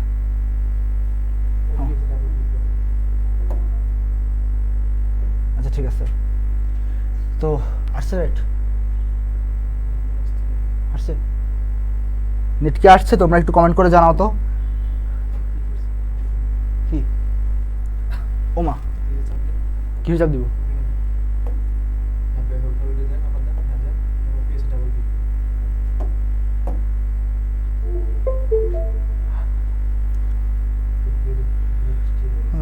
আচ্ছা নেট কি আসছে? কি আপনি দাঁড়িয়ে পানি খাচ্ছেন কেন? আরেকজন বলতে অর্থনীতিতে ঢালের চিত্র আঁকছেন। আমার ইকোনমিক্স ছিল না, ভার্সিটিতে ইকোনমিক্স কোর্স আছে, এখনো পর্যন্ত পরীক্ষা দেই নাই, একটা মিড টার্ম গেছে ওই পরীক্ষাও দেই নাই, তাহলে বুঝো আমি অর্থনীতি কি বুঝবো? তুমি আমার যে ভালো অর্থনীতি পারো। আচ্ছা নেট কি আসছে তোমরা একটু জানাও তো, কারণ আমাদের নেটওয়ার্ক মনে চলে গেছিলো, একটু কষ্ট করে জানাও যে নেট আসছে নাকি আসে নাই। ভাই নেট না থাকলে কার্টুন দেখান। আচ্ছা নেট না থাকলে কার্টুন কেমনে দেখাবো? মনে করো নেট নাই, নেট থাকলে তো পুরোটাই গায়েব হয়ে যাবে, তখন তো আর কিছুই আসে না। স্ক্রিনের মধ্যে ভাই আপনারা দেখা যাচ্ছে, এই লাইভের মধ্যে স্ক্রিন আপনারা দেখা যাচ্ছে ভাই, সমস্যা নেই। তো তিনি অতিক্রান্ত পাহাড়ের কথা বলতেন। তো পাহাড় যেটা আমি খুব ভালো আঁকতে পারি না, যেটা বললাম, তো কি আর করবো বলো? তো এখানে হচ্ছে অতিক্রান্ত পাহাড় বলতে কি পয়েন্ট এ থেকে উনি পয়েন্ট বিতে যাবে না, তা কিন্তু না। জিনিসটা হচ্ছে ওনার যে 1000 বছরের ঐতিহ্য বাঙালি জাতির, বা ওনার যে জাতির, ওই জাতির যে জাতিকে উনি মেনশন করতেছে আর কি, সেই জাতির যে 1000 বছরের ঐতিহ্য, 1000 বছরের সংগ্রাম, তো ওই সংগ্রাম যে বড় বড় বিপদ ছিল বা বড় বড় বাধা ছিল, ওই বাধাগুলোকে উনি অতিক্রান্ত পাহাড় বলতেন, ঠিক আছে? তারপরে অরণ্য এবং সাপদের কথা বলতেন, অর্থাৎ এই পাহাড়টা তো উনি এমনি এমনি পার করতে পারেন। এই পাহাড় মানে এই ঘন জঙ্গল, অর্থাৎ বড় বিপদের মধ্যে ছোট ছোট বিপদ আছে। বা সাপদ কোনটা? সাপদ হচ্ছে হিংস্র জন্তু, অর্থাৎ এইসব বিপদ তো এমনি এমনি আসে নাই, শত্রু ছিল, কেউ না কেউ ষড়যন্ত্রকারী ছিল, তো এগুলাও তো আছে, তাই না? তো অরণ্য এবং সাপদ বলতে এগুলোর কথা বলতেছে, যে তিনি আমাদের ঐতিহ্য যেগুলো হচ্ছে বিপদ ছিল, বিপ্লব ছিল, সংগ্রাম ছিল, বড় বড় বাধা পেরোতে হয়েছে এই জায়গায় আসতে, তো এগুলার কথা বলতো। এগুলার ভিতরে যে আমাদের অরণ্য আর কি, অরণ্য মানে অরণ্যর দূরের দিকে আছে, যে অরণ্য হচ্ছে খুব সুন্দর হয়, অরণ্য খুব সুন্দর একটা জিনিস, আবার একই সাথে অরণ্য ভয়ঙ্কর জিনিস থেকে সাপদ, অর্থাৎ এই বাধাগুলো যদি এরা পার হয়েছে, বাধাগুলো পার হওয়ার সময় সুন্দর সুন্দর অনেক এক্সপিরিয়েন্স হয়েছে। যেমন মনে করো অনেক যুদ্ধ হইলে তুমি এক ধরনের ফ্রেন্ড পাবা, বুঝছো? তুমি যদি কখনো যুদ্ধ করো, যুদ্ধের বইগুলো যদি বা যুদ্ধের কবিতাগুলো যদি পড়ো, তুমি বুঝতে পারবে এটা যে কোনো দেশের যে কোনো জাতির হোক, যুদ্ধ হইলে এমন এমন বন্ধু পাওয়া যায় যেসব বন্ধু অ্যাকচুয়ালি শান্তির সময় পাওয়া যায় না। শান্তির সময় তুমি তো খুব ভালো বন্ধু পাবা, কিন্তু যুদ্ধের সময় এমন বন্ধু পাবা যারা হচ্ছে তোমার সাথে জীবন দিয়ে হলে তোমার সাথে থাকবে, সে মারা গেলেও তোমার রক্ষা করবে, এরকম বন্ধু পাবা। তো যুদ্ধের সময়, বিপদের সময় আসল বন্ধু পাওয়া যায়, বা যে কোনো বন্ধুত্বই যুদ্ধের সময় বা মহাবিপদের সময় গাঢ় হয়, ঠিক আছে? তো অরণ্য এবং সাপদের কথা বলতেন মানে কি? মানে অতিক্রান্ত পাহাড় যখন তুমি করবে, এরকম বড় বড় বিপদ যখন তুমি ডিঙায় চলে যাবে, তখন কি হবে? তখন এই অরণ্য মানে অরণ্য কি একটা জঙ্গল, ছোট ছোট বিপদ বা হোয়াটসোএভার, এগুলো তুমি যখন এক্সপিরিয়েন্স করবে তখন তোমার বন্ধুত্বটা গাঢ় হবে। তো এগুলো মানে এগুলো একটা সৌন্দর্য, এগুলো কিন্তু বিপদের সুন্দর দিক। বিপদ হইলে তুমি প্রকৃত বন্ধু চিনতে পারবা, তোমার ভালো বন্ধু বাড়তে পারে। আবার সাপদ যে ষড়যন্ত্রকারী বা যেগুলো হচ্ছে তোমার জন্য ক্ষতিকারক দিক, এগুলো অর্থাৎ বড় বড় পাহাড় ডিঙানো হয়েছে, তারা সে মানে তার যে পূর্বপুরুষ, সেই পূর্বপুরুষ যে কথাগুলো বলতেছে, সে তারা কি বলতেছে? সে তারা বলতেছে তোমার একটা দাদার কথা কল্পনা করো, হ্যাঁ, উনি একটা লোক, উনার দাদা, পূর্বপুরুষ মানে ওনার দাদা বা ওনার পরদাদা বা আরো বড় কোনো দাদা, মানে 200-300 বছর আগের লোক, তার আত্মা তার সাথে কথা বলছে, জানে, এইভাবে অনুভব করো যে উনি কি বলতেছে। উনি অতিক্রান্ত মহা বিপদের কথা বলতেছে, এত বড় বড় বিপদ আমি পার করে আসছি। তারপর উনি বলতেছে কি যে অরণ্য তো সুন্দরও ভালো, মানে সুন্দরও আবার খারাপও। কেন? কারণ ধরো এখানে তুমি ভালো ভালো বন্ধু পাবা, আবার মনে করো উল্টাটাও সত্যি, যে তুমি অনেক বড় বড় মানুষ, খারাপ মানুষ চিনতে পারবা, বা বড় বড় কি বিপদ কাটায় উঠবা, যেটা সাপদ। তো এগুলার কথা বলতেছে, তো সবকিছুর কথাই আসতেছে। এরপর উনি কি বলতেছে? পতিত জমি আবাদের কথা বলতেন। পতিত জমি আবাদ বলতে তুমি হয়তো বুঝতে পারবা না, এটা অ্যাকচুয়ালি যদি বুঝতে চাইলে আমি বলতে পারি যে পতিত জমি আবাদ বলতে উনি আসলে বলতেছে কি, যে যেই জমিটা আসলে বা যেই সুযোগের কেউ সদ্ব্যবহার করে না, যে জীবনের যে অপরচুনিটিটা কেউ কাজে লাগায় না, যেই সময় সবাই শ্রম দেয় না, বা যেই সুযোগটাকে সবাই ইউটিলাইজ করে না, ওই সুযোগগুলোকে কি ব্যবহার করার কথা, বা ওগুলার হয়েও ওগুলার হয়েও চিন্তা করার কথা যে ওটার আমি ট্রাই করতে পারি কিনা, ওই জিনিসটা আমি ইউজ করতে পারি কিনা, এরকম একটা চেষ্টা। কারণ কি, কারণ তুমি প্রতিটি জমি যদি আবাদ করে রাখো তাহলে পরবর্তী যখন খরা বা বন্যা আসবে তখন কি হবে, তখন এই জমি আবাদ করে যে লাভটা হয়েছিল, যে ফসলটা ছিল, তোমার রক্ষা করবে। তো এরকম মানে শান্তির সময় বিপদের জন্য প্রস্তুতি নেওয়ার কথা বলতেন। তারপরটাতে যাই, তিনি কবি এবং কবিতার কথা বলতেন, মানে কবি এবং কবিতা অর্থাৎ কি সৃষ্টি এবং স্রষ্টার কথা বলতো।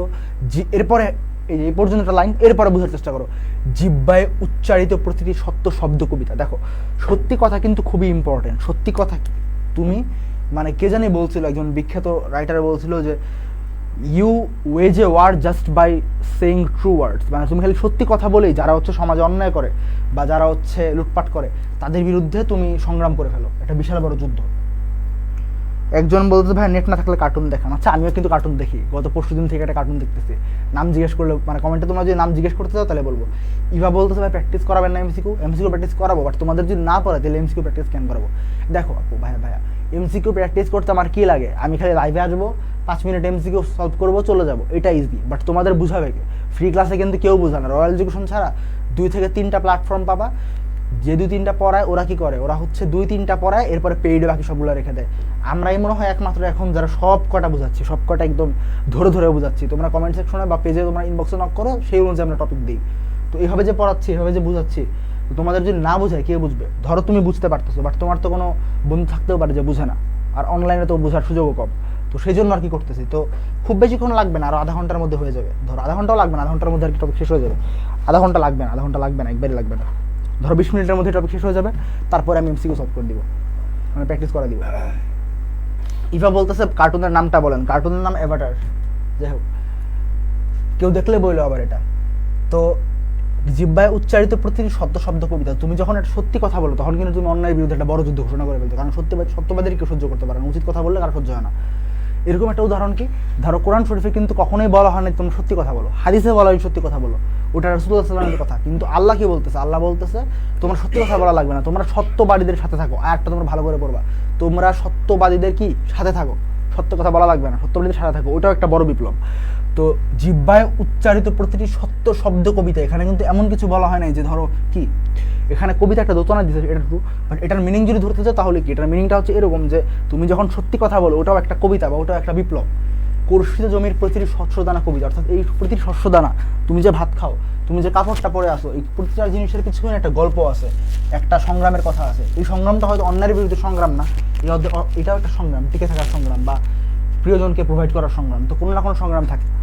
তারপরে কি, তারপরে এখন এসে উনি কি বলতেছে, এই যে এখন তোমরা বোঝার চেষ্টা করো বা শুনেও মজা নিতে পারো, যে কবিতা শুনতে জানে না সে ঝড়ের আর্তনাদ শুনবে। মানে কি, মানে যে কবিতা শুনতে জানে না সে আসলে কি, তার মাথাটা খালি, সে আসলে বুঝতে পারে না, সে বিপদ অনুধাবন করতে পারে না, সে অন্যায়ের বিরুদ্ধে রুখে দাঁড়াতে জানে না, সে ভালো মন্দের যে ডিফারেন্সিয়েশন বা পার্থক্যকরণ এটা করতে পারে না। ফলাফল কি হয়, ফলাফল সে ঝড়ের আর্তনাদ শুনবে, অর্থাৎ সে বিপদে পড়বে। তারপরেরটা কি, যে কবিতা শুনতে পারে না সে দিগন্তের অধিকার থেকে বঞ্চিত হবে। এখানে একটা কথা কি, তোমার স্বাধীনতা কিন্তু দিগন্ত পর্যন্ত, অর্থাৎ অন্যের ক্ষতি না করে তুমি একদম যা খুশি তাই করতে পারো। আমাদের মডার্ন যুগে স্বাধীনতা বলতে এই জিনিসটা বোঝানো হয়। তো দিগন্তের অধিকার কোনটা, দিগন্তের অধিকার হচ্ছে তোমার প্রাপ্য অধিকার, যেটা ওটাই দিগন্তের অধিকার।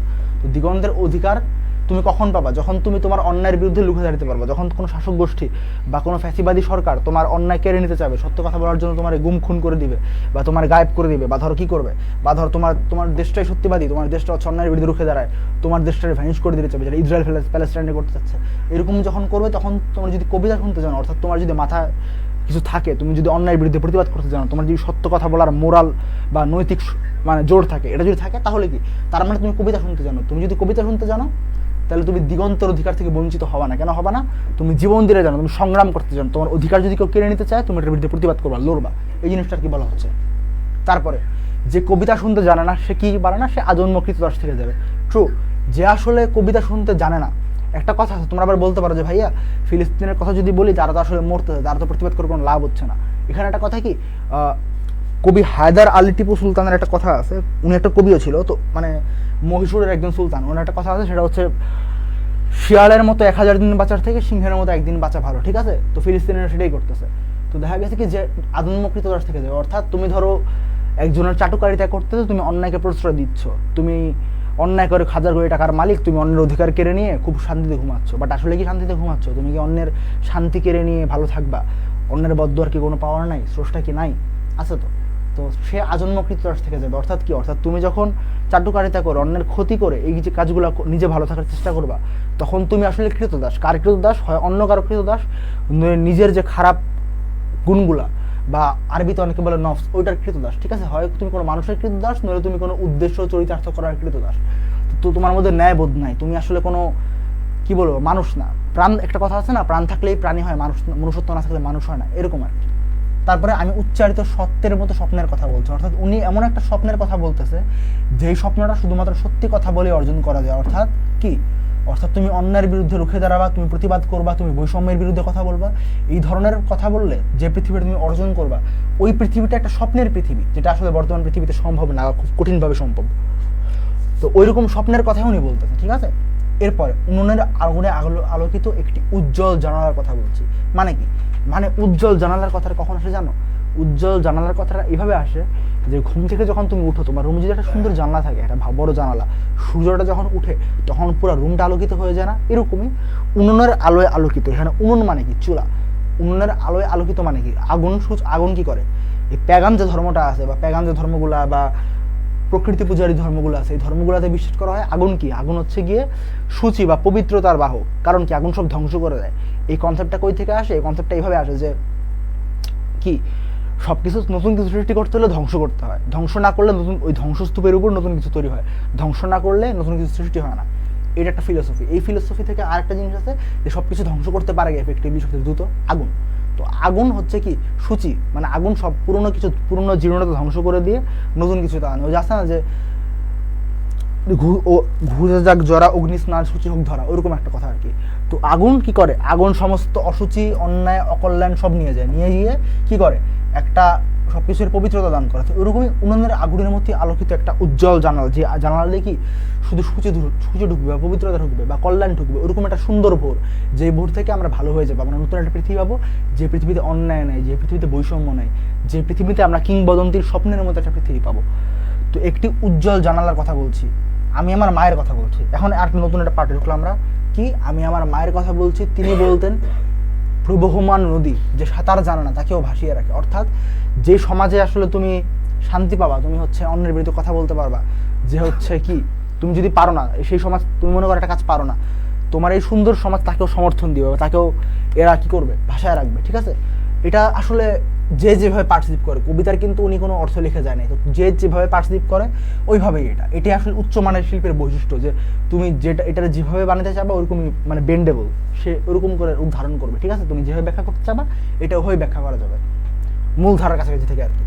তো তিনি বলতেন, প্রবহমান নদী যে সাঁতার জানা না তাকেও ভাসিয়ে রাখে। এটার অনেকগুলো ব্যাখ্যা করা যায়। একটা ব্যাখ্যা করা যায় যে সমাজে অন্যায় নেই, ওই সমাজে যে অন্যায়, মানে যে আসলে অতটা শক্ত না যে আমি ন্যায়ের পক্ষে থাকবো, তারাও ন্যায়ের পথে রাখে। আবার এভাবে ধরতে পারো যে প্রবহমান নদী হচ্ছে এতই বড়, মানে প্রবহমান নদী বা প্রবহমান নদীর মতো যে উদার, সে আসলে অন্য মানুষ উদার না হলেও তারে সাপোর্ট করে, এরকম একটা জিনিস, যে অনেকভাবে ব্যাখ্যা করতে পারো। ঠিক আছে? তারপরে যে কবিতা শুনতে জানে না সে নদীতে ভাসতে জানে না। আচ্ছা, মানে যার মধ্যে আসলে ন্যায়বোধ বা কি বলবো উচ্চ নৈতিক অবস্থান নাই, সে আসলে নদীতে ভাসতে পারে না, বা সে বিপদের টিকে থাকতে পারে না। যে কবিতা শুনতে জানে না সে মাছের সঙ্গে খেলা করতে জানে না। ঠিক আছে? মানে কি? তুমি কি আসলে মাছের সাথে খেলা করবা? ব্যাপারটা এরকম না। ব্যাপারটা হচ্ছে যে আসলে কবিতা শুনতে পারে, বা যে আসলে নতুন আইডিয়া বা ন্যায়বোধকে চিনতে পারে, সত্যকে চিনতে পারে, তারা কি করতে পারে? তারা যে কোনো কিছু করতে পারে। তারা মানে তার কাছে পুরো দুনিয়াটাই খোলা, সে যা খুশি তাই করতে পারে। কারণ কি? সে সত্যকে চিনে, সে অন্যায়কে প্রশ্রয় দেয় না, তার তো কোনো ভয় নেই। তো ওই জিনিসটা মাছের সঙ্গে খেলা করা দিয়ে বোঝানো যায়। ঠিক আছে? তারপরে যে কবিতা শুনতে জানে না সে মায়ের কোলে শুয়ে গল্প শুনতে পারে না। একই জিনিস আর কি। তারপরে এই যে এখন এসে একদম কবিতার লাস্ট পার্টে চলে আসছি। একজন বলতেছে মুক্ত জীবনের প্রত্যাশা। হ্যাঁ, মুক্ত জীবনের প্রত্যাশা আর কি। আর একজন বলতেছে আর কি কার্টুন দেখান। একজন বলছে আমি একা এগুলো মনে করি, এখন দেখি আমার তো সবাই আছে, নেট না থাকলে কার্টুন দেখা। তোমরা সবাই কার্টুন দেখতে চাও? আচ্ছা ঠিক আছে, তাই একদিন লাইভ স্ট্রিম করবো, পেজ থেকে লাইভ স্ট্রিম করবো, তোমরা সবাই কার্টুন দেখবা। এটা তোমাদের এইচএসসির পর অথবা ঢাকা ইউনিভার্সিটির চান্স পাওয়ার পর। ঢাকা ইউনিভার্সিটির চান্স হবে না, ঠিক আছে, অ্যাডমিশন এইচএসসির পরই যাও, পেজ থেকে স্ট্রিম করবো জুমে, একসাথে সবাই কার্টুন দেখবো। ঠিক আছে? যেহেতু জানি অ্যাকচুয়ালি তোমরা কেউ জয়েন করবা না। আর কতক্ষণ ভাইয়া? আমি বলছিলাম তো আর 10 মিনিট আছে বোধহয়, আর 10 মিনিটের মধ্যে আমি কবিতাটা শেষ করে শব্দার্থ বলে দিব, তারপর এমসিকিউটা দিয়ে দিব। এমসিকিউটা সলভ করে তোমরা চলে যাও, প্যারা নেই। কয়টা বাজতেছে ভাই দেবে? বাজতেছে 4:41। আমার ক্লাস লেন্দি হয়ে যাচ্ছে তাই না? তো আমি কিংবদন্তির কথা বলছি, আমি আমার পূর্বপুরুষের কথা বলছি। ওই যে ওটাই, যে কিংবদন্তি মানে কি, সেই জনশ্রুতি যেই জনশ্রুতির কথা আসলে শোনা যায় যে আমাদের এক সময় কোনো দেশে কোনো অন্যায় ছিল না, আমরা একটা ভালো জায়গায় ছিলাম, আমাদের পুকুর ভরা মাছ ছিল, গোয়াল ভরা গরু ছিল, তারপরে গোলা ভরা ধান ছিল, এরকম একটা কিংবদন্তির কথা বলছে, যেখানে কোনো মানে ইউটোপিয়া, যেখানে কোনো অন্যায় নাই, কোনো অবিচার নাই। এবং আমি সেই পূর্বপুরুষের কথা বলছি, যে পূর্বপুরুষের থেকে আমি এটা শুনতে পারছি। আমি বিচলিত স্নেহের কথা বলছি। অর্থাৎ বিচলিত স্নেহ কোনটা? এটা কিন্তু একটা মিশ্র অনুভূতি, যে মনে করো তুমি কাউকে ভালোবাসো, তোমার বোন, তাকে তুমি ভালোবাসো, তুমি জানো যে তোমার বোন এবং মাকে যদি তুমি ভালোবাসো, এই দুজনের ক্ষতি করতেই কেউ না কেউ আসতেছে। তার ধরো হানাদার বাহিনী। তুমি একজন কিশোর 71 সালের, তখন কি হয়েছে? তখন মনে করো একজন পাকিস্তানি হানাদার, সে তোমার পরিবারের সবাইকে মেরে ফেলতে আসতেছে। তুমি জানো যে তুমি তোমার মাকে এবং বোনকে ছেড়ে যেতে চাও না, তুমি তোমার বৃদ্ধ বাবাকে ছেড়ে যেতে চাও না, কিন্তু তোমার যেতে হবে। কেন? কারণ তুমি যদি যুদ্ধে না যাও, তুমি যদি এদেরকে ছেড়ে না যাও, তুমি যদি এদেরকে অনিশ্চয়তায় রেখে না যাও, কারণ তুমি না থাকলে এদের কেউ নাই, তুমি তো স্পটে এদের প্রোটেক্ট করতে পারবে না। তুমি যদি এটার কাছে না করো, তাহলে এদেরকে কেউ বাঁচাতে পারবে না, তোমাকে এখানে যেতেই হবে। তো এটা মিশ্র অনুভূতি, যে একে ভালোবাসো বলেই তুমি একে ছাড়তে চাও না, আবার তুমি একে ভালোবাসো বলেই তোমাকে এদেরকে ছেড়ে চলে যেতেই হবে। এটার মিশ্র অনুভূতি। তো ওইটার কথা বলছে বিচলিত স্নেহ, যে আমি তোমাকে ছেড়ে যাবো না, বাট স্টিল যেতে হচ্ছে। ওই বিচলিত স্নেহের কথা বলছি। গর্ভবতী বোনের মৃত্যুর কথা বলছি। এটা আসলে গভীর দুঃখবোধ বা গভীর যাতনা বোঝানোর জন্য বলতেছে। আমি আমার ভালোবাসার কথা বলছি। ভালোবাসা দিলে মা মরে যায়, যুদ্ধ আসে ভালোবেসে। মানে ব্যাপারটা কি, ধরো তুমি কি করলা, তুমি মনে করো, তুমি চিন্তা করলা না আমি যুদ্ধে যাবো না, আমি আমার মায়ের করে বসে থাকবো, কারণ আমার আম্মুর ছেড়ে যেতে আমার ইচ্ছা হয় না। ট্রু ইমোশনস, তুমি হয়তো রাইট ডিসিশন নিছো, কিন্তু তখন ফলাফলটা কি হবে? ফলাফলটা হলো, যেহেতু তোমার মার সাথে তুমি থেকে যাওয়া, যুদ্ধে কেউ যাবে না। মনে করো একটা গ্রামে 100 জন আছে, ওরা 20 জন সৈন্য আসছে, যে ওরা তোমার পুরো গ্রামটা খালি করে দিবে। তোমরা 100 জন আসো, তোমরা যদি 40 জন দাঁড়াও, তাহলে হয়তো তোমরা প্রতিরোধ গড়ে তুলতে পারো। কিন্তু কি হয়, 100 জনের মধ্যে 100 জন তোমরা ঠিক করলো যে না, আমরা মায়ের সাথে ছেড়ে যাবো। তো কি হলো, তোমরা ভালোবাসা নিয়ে বসে থাকলাম, যার মারে ভালোবেসে আমরা বাসায় বসে থাকলাম, কেউ যুদ্ধে গেলাম না। কি হলো, ওরা 20 জনের সবাই মেরে চলে গেলো। কিন্তু যদি আমরা 20 জনের মধ্যে 100 জনের মধ্যে 40 জনও মনে করো আলাদা হইতে পারি, আলাদা হয়ে কি করতে পারি, আলাদা হয়ে আমরা যদি সংগ্রামে যেতে পারি, তাহলে কি হয়, তাহলে সবার মন বেঁচে যায়। তাহলে কি হয়, এই ধরনের ক্ষুদ্র ভালোবাসা, যেটা এরকম ভালোবাসা দিলে মা মরে যায়। আর যুদ্ধ কি, যুদ্ধ আসে ভালোবেসে। মানে আসল যুদ্ধ যেটা, তুমি যদি আসলেই ভালোবাসো, তুমি যদি আসলেই চাও যেটা হোক, তাহলে তুমি নিজেকে রিস্ক করবে, তুমি নিজের জীবন, তুমি নিজের সবকিছু রিস্ক করে হলেও এটা ছিনিয়ে আনবা। এই জিনিসটা, যুদ্ধ আসে ভালোবেসে। মায়ের ছেলেরা চলে যায়, এই যে এই কথাটাই বলা হচ্ছে, মায়ের ছেলেরা চলে যায়। আমি আমার ভাইয়ের কথা বলছি, মানে কারা চলে যায় সব, এরা কোন ছেলেরা? তারই ভাইরা, এই দেশেরই সন্তান, তাদের কথা বলা হচ্ছে। এই দেশেরই মাটির ছেলে, এই দেশেরই ভূমিপুত্র, তাদের কথা বলা হচ্ছে। আবারও কি বলতেছে, আবারও সে পুরাণ দোতনা বা পুরাণ পকপকানি, যে কি, যে কবিতা শুনতে জানে না, সে সন্তানের জন্য মরতে পারে না। এই যে যার মধ্যে আসলে ওই নীতিবোধটা নাই, যার মধ্যে নিজেকে স্যাক্রিফাইস করার উচ্চ মানসিকতা নাই, সে কি নিজেকে স্যাক্রিফাইস করে দিতে পারবে না। তো সে তো আর নিজের সন্তানের জন্য মরতে পারবে না। সন্তানের জন্য মরতে হলে খুব উচ্চ স্তরের ভালোবাসাটা লাগবে। এটা একটা স্বার্থান্ধ দলান্ধ মানুষ পারে না। তো এই জিনিসটা আসলে বলা হচ্ছে। ইভা ইসলাম মোটামুটি বেশ ভালো একটা নোট দিয়ে দিতে, তোমরা সবাই চাইলে কপি পেস্ট করে নিজেদের নোট অ্যাড করতে পারো। এটা আমি ক্লাসে পড়াবো, দাঁড়া, তুমি খুব ভালো করছো। তোমাকে আমি ক্লাসে, মানে তুমি আমাদের একজন সহকারী টিচারে যাও, তুমি এখন সহকারী শিক্ষক, তোমার এই জিনিসটা আমরা ক্লাসে পড়াবো। আবার কমেন্ট ডিলিট করে দিও না। তো যে সে সন্তানের জন্য মরতে পারে না, যে কবিতা শুনতে জানে না, সে ভালোবেসে যুদ্ধ যেতে পারে না। ঠিক আছে, তো যে কবিতা শুনতে জানে না, সে ভালোবেসে যুদ্ধ যেতে পারে না। দেখছো, মানে যার মাথায় ওই বুদ্ধিটা নাই, যে আমি যদি মায়ের কোলে বসে থাকি, আমি দিচ্ছি প্যারা নাই, সব নিয়ে কোনো প্যারা নেই। তো হয়েছে কি, তো যে ভালোবেসে যুদ্ধ যেতে পারে না, সে কবিতা, মানে ধরো ভালোবেসে যুদ্ধ যেতে হলে কি করতে হয়, নিজেকে স্যাক্রিফাইস করতে হয়। যুদ্ধ কিন্তু কোনো গুলিগুলি খেলা না, যুদ্ধ হচ্ছে অ্যাকচুয়ালি তুমি মারা যেতে পারো।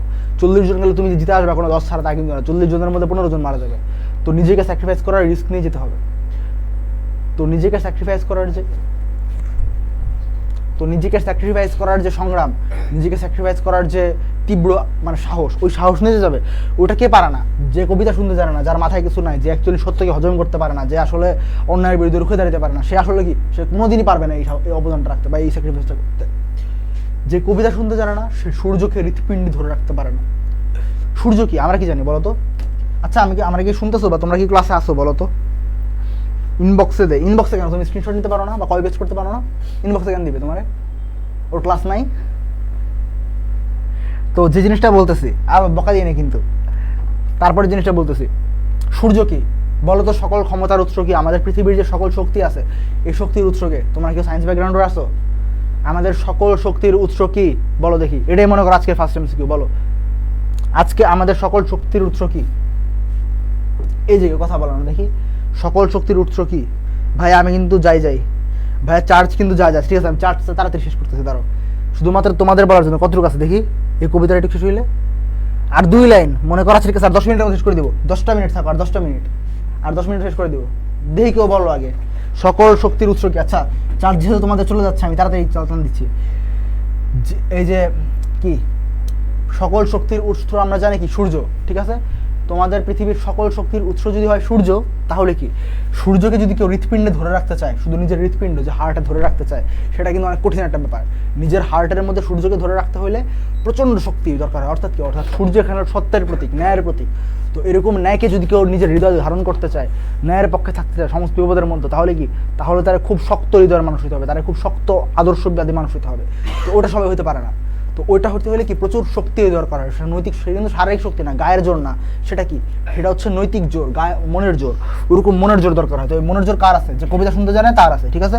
তারপর আমরা যাই আজকে আমি কিংবদন্তির কথা বলছি, আমি আমার পূর্বপুরুষের কথা বলছি। ওই একই লাইনে একই তো না, আগে বলছি তার পিঠে রক্ত জমানোর মতো ক্ষত ছিল, কারণ কৃতদাস ছিল। অর্থাৎ আমাদের বাঙালি জাতির মধ্যে কিন্তু অনেক বছর ধরে পরাধীনতার ইতিহাস আছে। আমাদের ইতিহাস হলেও পরাধীনতার ইতিহাস। যে যাই বলুক সত্যি কথা, এটা পরাধীনতার ইতিহাস। বাঙালি প্রথমে শাসিত হইতো কার দ্বারা? বাঙালি প্রথমে শাসিত হইতো গুপ্ত যুগে গুপ্তদের দ্বারা, মানে বিহারীদের দ্বারা। তারপরে শাসিত হইল কি? কিছুকাল শশাঙ্ক ছিল, কিছুকাল ছোট ছোট রাজ্য ছিল। তারপরে আবার লক্ষণ সেন, পাল, এরপরে মানে এরা হচ্ছে বহিরাগত আসতে থাকলো। এরপরে মুসলিমরা যারা হচ্ছে তুর্কি, ইরাক থেকে শাসন করে যেত। তারপরে ব্রিটিশ আমল, মানে বাঙালিরা কোনোদিনই বাংলা শাসন করতে পারেনি আনটিল 1971। তার মানে বাঙালির ইতিহাস কি? পরাধীনতার ইতিহাস। তো পরাধীনতা মানে কি? অপমান, অপমানের ইতিহাস না। বাঙালির পরাধীনতার ইতিহাস মানে কি? বাঙালির পরাধীনতার ইতিহাস মানে বিদ্রোহের ইতিহাস, অন্যের বিরুদ্ধে রুখে দাঁড়ানোর ইতিহাস। তো ওই যে রুখে দাঁড়ানোর ইতিহাস, কারণ কি? সে রুখে দাঁড়ায় কেন? সে রুখে দাঁড়ায় অন্যায়ের বিরুদ্ধে, সে রুখে দাঁড়ায় বৈষম্যের বিরুদ্ধে। ওই কাজটা যে বাঙালিরা করে, কেন করে? কারণ সে কৃতদাস। তার পিঠে রক্ত জমার মতো ক্ষত ছিল, কারণ তিনি কৃতদাস ছিলেন। মানে উনি অন্যদের বা স্বৈরাচারীদের বা অত্যাচারীদের বা সুযোগ সন্ধানীদের দাস ছিল। সুযোগ সন্ধানীরা প্রাতিষ্ঠানিকীকরণ করে উনাকে দাস বানায় রাখছিল, উনাকে অত্যাচার করছিল। এই কারণে উনি এই কথাটা বলতেছে। কিন্তু উনি কি, আমরা কি এখন ওই জায়গায় আছি? আমরা ওই জায়গায় নাই, আমরা ওই জায়গা থেকে উঠে আসছি। জয় বাংলা। ওকে, তারপর এখন কিংবদন্তি, জনশ্রুতি। কিংবদন্তি মানে কি? শব্দার্থ জনশ্রুতি। এটা আসলে তোমাদের না পড়াইলে হবে, কারণ এটা পড়াইছি। লোক পরম্পরায়, পরলোক পরম্পরা বানানটা দেখো। শ্রুত ও কথিত মানে কি? শ্রুত মানে কি? শোনা। কথিত মানে কি? মুখ দিয়ে বলা। কথিত বিষয় যা একটি জাতির ঐতিহ্যের পরিচয়বাহী। আচ্ছা, পিঠে রক্ত জবার মতো খাওয়া, এটা তো একটু আগে বুঝাইলাম। তারপরে কি? এই যে শত্রুরা ভীরু কাপুরুষের মতো পিছন থেকে কাছে নিয়েছে, দেখছো তো? তুমি যদি দেখো আমাদের স্বাধীনতা কিভাবে চলে যায়, আমাদের স্বাধীনতা যেটা ছিল শুধু সিরাজউদ্দৌলার আমলে, সেটা কিভাবে গেছে? মির্জাফর বেইমানি করছে। তারপরে ধরো আমাদের যে পাকিস্তান যেরকম করছে, পাকিস্তান আমাদের আশ্বাস দিয়েছিল, কিন্তু আশ্বাস দিয়ে তারা কি করছে? একটা বৈষম্যে ভরা দেশ বানায় ফেলছে। তারপরে আরও আগে যদি যাই, আমরা আরও আগে যদি যাই, তাহলে কি দেখতে পাবো? যে সেনরা পালদের বিট্রে করে ক্ষমতা নিয়ে গেছে। তো আমাদেরকে, আমাদের ইতিহাস হচ্ছে এই যে বন্দি ক্রীড়াদাসের উপরে ঝাঁপিয়ে পড়েছে, পিছন থেকে আক্রমণ করার ইতিহাস। মির্জাফরের কোনোদিন সাহস ছিল না যে সামনে থেকে লড়াই করে স্বাধীনতা ইংরেজিতে বিকাই দিবে, পিছন দিকে আক্রমণ করার ইতিহাস। ওটা বলা হচ্ছে সাপদ মানে কি? হিংস্র মাংসের শিকারী জন্তু। শিকারী বানান অনেকে এটা দেয়, এটা দিবা না, তোমরা শিকারী বানানটা খেয়াল করে রাখবা। মাংসাশী মানে কি? হিংস্র মানে হচ্ছে কি? খেপা। হিংস্র মানে কিন্তু খেপা, হিংস্র মানে কিন্তু খাওয়ানো কিছু না। মাংসাশী মানে যে মাংস খায়, কার্নিভোর। শিকারী মানে কি? যে শিকার করে খায়, অর্থাৎ প্রেডেটর, জন্তু মানে জানোয়ার। উনার আগুনে আগুন দিয়ে বলছি। আর কিছু আছে? আর কিছু কি আছে? আসলে কি নাই? ওইখানে বিশাল বড় কাহিনী যেটা বুঝেছি ওটাই। এই তো তোমাদের শব্দার্থ শেষ। এখন তাহলে এমসিকিউ চলে যায়। এখন কি তোমরা কয়জন দেখো? আমি ফুল জোরে টান দিছি, একটা ফুল স্পিডে টান দিয়ে এসে বসছি। একটা স্পিডে টান দিয়ে এসে বসছি। একজনে লেখছে আপনি দাঁড়িয়ে পানি খাচ্ছেন কেন, মানে সে হচ্ছে সবগুলোর উপর চন্দ্রবিন্দু দিছে। এরপরে সে নাকি আবার কমেন্ট সেকশনে বলতেছে যে, আবার মারুফা আহমেদ এসে গেছে যে কি জানি আপনার ক্লাসে টপ করবো ইনশাল্লাহ। ভাই আমার নামটা বলেন প্লিজ। নামটা বললাম, খুশি হয়েছো? তোমরা চাইলে সায়েন্স ব্যাকগ্রাউন্ডে থাকলে কেউ ভাইয়ের নক দিতে পারো। ভাই কিন্তু বুটেক্সের টপার, বুটেক্সে ফার্স্ট হয়েছে বড় ভাই। যাই হোক, তো আবু জাফর ওবায়দুল্লাহ কত সালে বাংলা একাডেমি পুরস্কার পান? তোমরা বলো তো, কত সালে বাংলা একাডেমি পুরস্কার পান? তাড়াতাড়ি। 1 নম্বর এমসিকিউ, বাংলা 1 নম্বর এমসিকিউ, আবু জাফর ওবায়দুল্লাহ কত সালে বাংলা একাডেমি পুরস্কার পান? দেখি কে বলতে পারে। প্রাইমারিতে পড়েছিলাম বিজ্ঞান বইতে সকল শক্তির উৎস সূর্য, ক্লাস 4। আরেকজন এসে মারামারি লাগাই দিয়েছে ক্লাস 3, ক্লাস 4 না ক্লাস 3। এক কাজ করো, তোমরা MMA খেলে যাও, একটা মারামারি শুরু করে দাও কমেন্ট সেকশনে। একটা বড় ভাইয়ের নাম বলছি, বড় ভাইকে নাম শুনতে পারছে? মারুফ। 1901 খ, ওকে 1979। এটার আবার 1969 ভাই বোন, এটা 1979, 1979। 2 নম্বর MCQ, আবু জাফর ওবায়দুল্লাহ জন্ম কোন জেলায়? দেখি কে বলতে পারে। নোয়াখালী, পিরোজপুর, বরিশাল, গোপালগঞ্জ, সবই দক্ষিণবঙ্গ। দেখি কে বলতে পারে। আবু জাফর ওবায়দুল্লাহর জন্ম কোন জেলায়? দেখি কে বলতে পারে।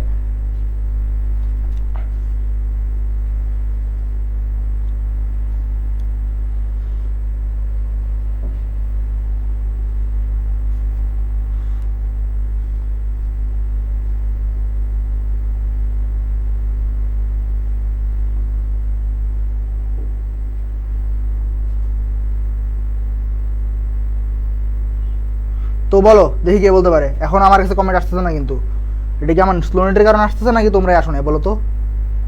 ওহ ওয়াও, আমি জাস্ট এখানে ঢুকছি, আমি ওয়াইফাই অন করে নিই, তো এই লাইফটা দিছি, লাইফটা পুরোটা হচ্ছে আমার এমবি দিয়ে দিছি। আমি গরিব মানুষ, আবার এমবির পরিমাণ হচ্ছে খুব কম, তো আজকে আমার এমবি কিনা লাগবে মনে হয়, গরিব হয়ে গেছি ব্রো। বরিশাল, ইফতি বলতেছে বরিশাল, ইভা বলতেছে বরিশালের মনু। আচ্ছা, মনু মানে কি তোমরা জানো মনু কেন বলে? মনু বলে এই জন্য যে হিন্দু ধর্মে প্রথম সবচেয়ে পুরনো যে লোক, আমরা যেমন বলি আদম, মুসলমানরা বলে আদম, হিন্দুরা বলে মনু, ঠিক আছে? তো মনু থেকে আসছে কি? মনু থেকে আসছে, ওরা বলে প্রথম ব্যক্তি মনু, আমরা বলি কি প্রথম ব্যক্তি কি আদম, ঠিক আছে? মানে এটা আজের এক জ্ঞান কপচাচ্ছে আর কি, আদম। তো আমরা বলি কি আদমের সন্তান, আদম সন্তান বা আদমি, আমরা সোজা বাংলায় বলি আদমি, আদমের বাচ্চা আদমি। মনুর বাচ্চা কি? মানুষ, মনু থেকেই মানুষ আসছে। মনুর বাচ্চাকে, মনুর বাচ্চা হচ্ছে মানুষ, বা মনু থেকেই মনুষ্যত্ব, ঠিক আছে? আশা করি বুঝাতে পারছি, মনু থেকেই মানুষ, মনুষ্যত্ব, মানবিকতা সব আসছে। তো হ্যাঁ, উত্তর হচ্ছে ট্রু, হচ্ছে বরিশালের মনু। সে হচ্ছে বরিশালের কি? সে হচ্ছে বরিশালের মনু। তারপরে যাচ্ছি, পূর্বপুরুষের কোথায় ক্ষত ছিল? হাতে পায়ে বুকে পিঠে, হাতে পায়ে পিঠে বুকে। দেখি কে বলতে পারে পূর্বপুরুষের কোথায় ক্ষত ছিল?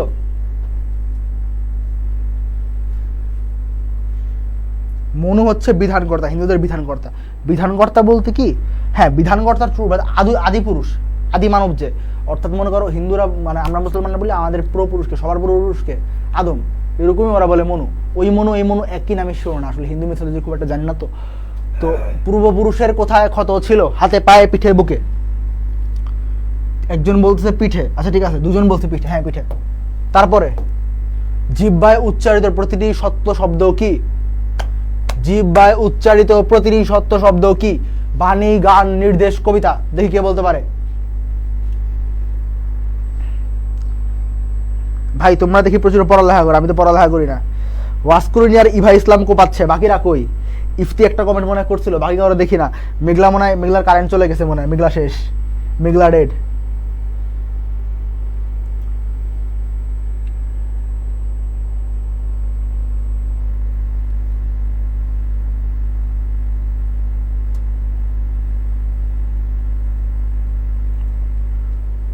ইফতি কি আছে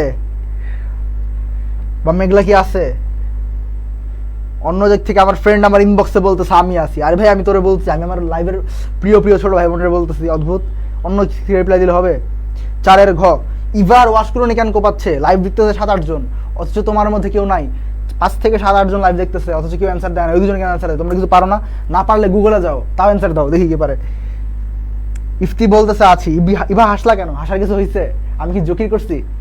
যাই হোক, তাহলে 4 ঘ। আচ্ছা, কবিতা। এটা আসলে ইজি, এখানে কবিতা ছাড়া কিছু নাই। তো ধরো আমি কিংবদন্তির কথা বলছি, কি বাণী, গান না নির্দেশ, এটা কোনোটাই না, তার মানে এটাই অ্যান্সার হবে।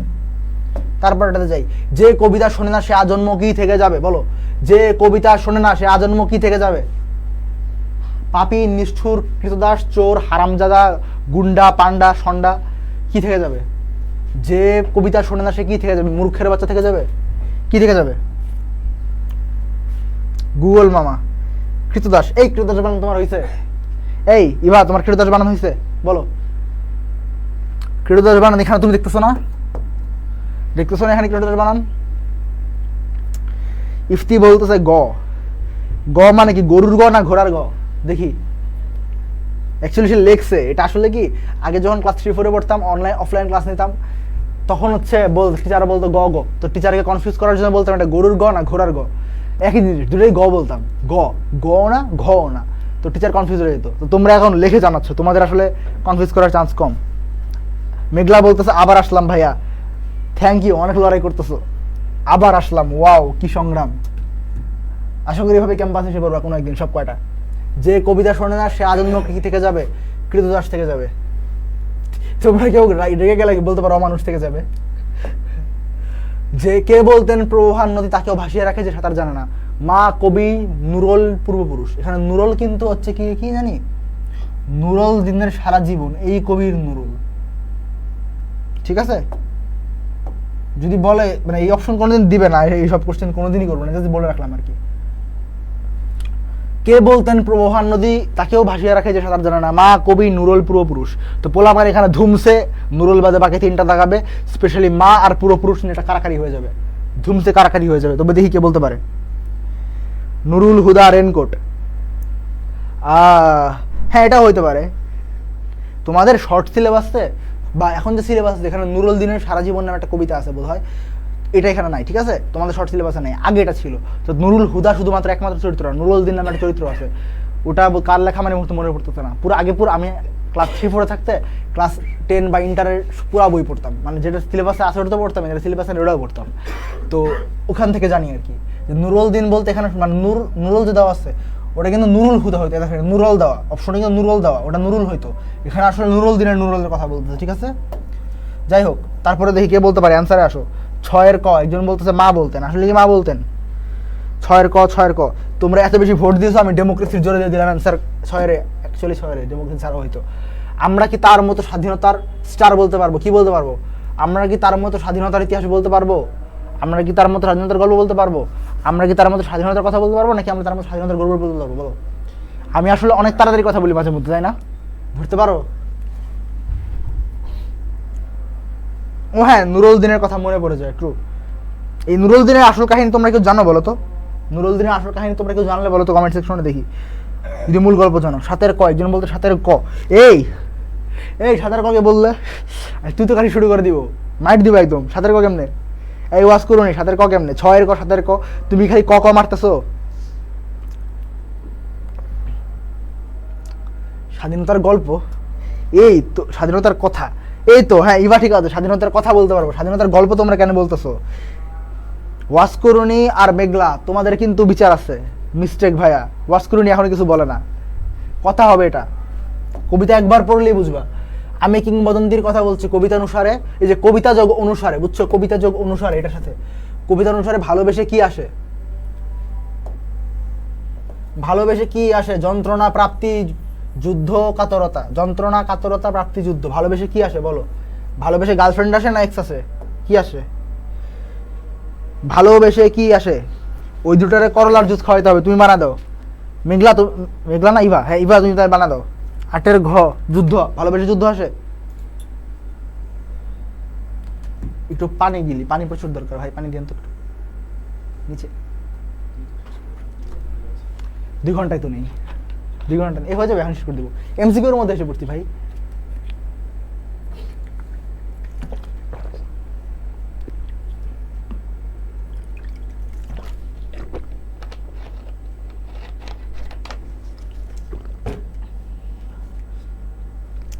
ভালোবেসে যন্ত্রণা আসে ভাইয়া? আচ্ছা, কেন তোমার কি যন্ত্রণা দিছে ইফতি? ভালোবেসে যন্ত্রণা আসে মানে তোমার কি যন্ত্রণা দিছে? দিলে নাম বলো দেখি। যাই হোক, আমি কিংবদন্তির কথা বলছি, কবিতা অনুসারে ভালোবেসে কি আসে? আরেকজন বলছে ধুরবিডি মানুষ, যুদ্ধ আসে। মেঘলা রাইট আনসার দিয়ে দিছে, দেখছো? ভালোবেসে যুদ্ধ আসে। ভাই দেখো প্রাপ্তি বানানটা তোমরা খেয়াল করো, আমি আবার বানান ভাইয়া তোমাদের। বাংলা ভূমিজীবী অনার্য কারা? বাংলায় ভূমিজীবী অনার্য কারা? আদিবাসীরা, হিন্দুরা, কৃতদর্শরা, অন্তজরা। বলো, বাংলায় ভূমিজীবী অনার্য কারা? আদিবাসীরা, হিন্দুরা, কৃতদাসরা, অন্তজরা। অন্তজ কি বলো তো? কেউ অন্তজ বলতে পারবা?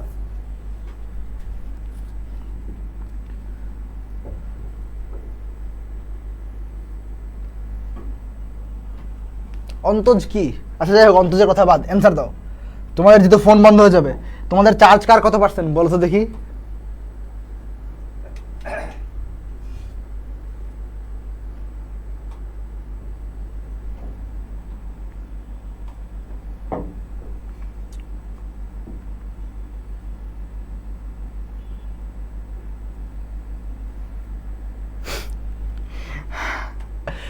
কেউ অ্যান্সার দিতে পারতেছে না নাকি?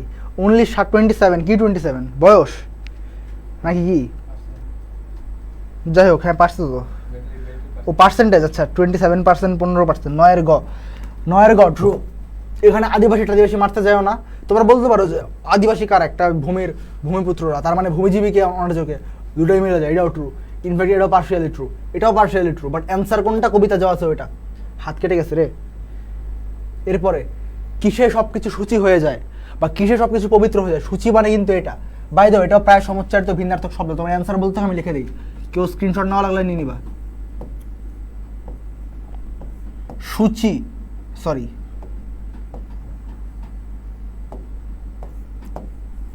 এই সূচি কি আর এই সূচি কি?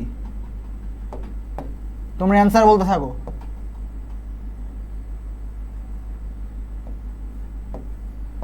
এই সূচি হচ্ছে তালিকাপত্র বা সূচিপত্র, প্রথমটা। আর দ্বিতীয়টা হচ্ছে পবিত্রতা। তো কিসে সবকিছু সূচি হয়ে যায়, পবিত্র হয়ে যায়? কি রে ভাই, এখানে ডাবল অপশন আসলো কেমন? আছে, যাই হোক, এটা বাদ, গায়েবই করে দিই। কেমনে গায়েব করা যায় বলো তো? তাও গায়েব হয় না। আচ্ছা দাঁড়া, ব্লু কালার নেই, গায়েব করবো। খুদাই করতেছে, তোমরা অ্যান্সার দিচ্ছ না, এই জন্য করতেছে। কিন্তু অ্যান্সার দাও তোমরা। দেখছো তোমরা এত মানে স্লো, অথবা তোমাদের নেট এত স্লো যে আমি এখানে বসে আঁকা কি করি?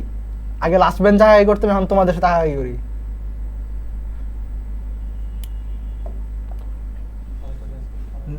কি বলতেছে? 10-এর ঘ, আগুনে। আগুনে সবকিছু সূচি হয়ে যায়। ও মা, সব একসাথে বলতেছে। ইভা, ইফতি, মেঘলা, ইসরাত, সবাই বলতেছে আগুন। হ্যাঁ আগুনে, ট্রু। তোমরা জিতে গেছো ভাই, তোমরা সব একসাথে জিতে গেছো। আচ্ছা, কালার কি নেওয়া যায়? রেড নিয়ে ট্রাই করি। রেড ফুটবে না?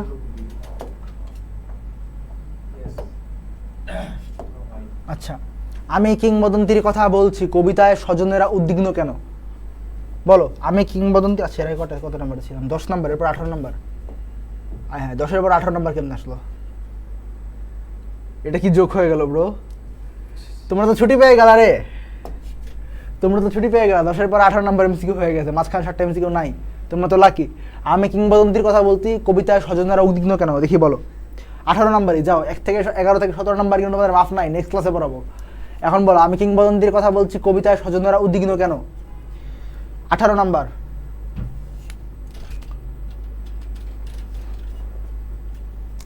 বলো, আমি কিংবদন্তির কথা বলছি, কবিতায় স্বজনেরা উদ্বিগ্ন কেন? মৃত্যুর ভয় দেশমাতৃকার জন্য, স্বদেশ ছাড়ার জন্য, স্বজনদের জন্য। মৃত্যুর ভয় দেশমাতৃকার জন্য, স্বদেশ ছাড়ার ভয় স্বজনদের জন্য। 18 ঘ, সবাই বলতেছে স্বজনদের জন্য, উইচ ইজ ট্রু, স্বজনদের জন্য। তারপরে এমসিকিউ, আজকের লাস্টের গেম এমসিকিউ। তোমাদের যাদের চার্জ নিয়ে সমস্যা ছিল, আচ্ছা তোমাদের কার কার বাসা উড়ে গেছে বা কে কে হচ্ছে ধান খেতে বসে কমেন্ট করতেছো দেখি, কেউ কি আসো? তো যুদ্ধে পরিবার থেকে দূরে সরে যেতে হয় কেন? দেশপ্রেম বোঝাতে, শান্তির জন্য, পরাজিতার জন্য, কৃতদাস সহায়। বলো, এটা বলো দেখি।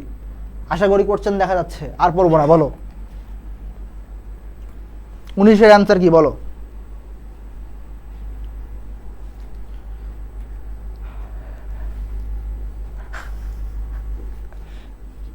যুদ্ধে পরিবার থেকে মানুষ দূরে সরে যায় কেন?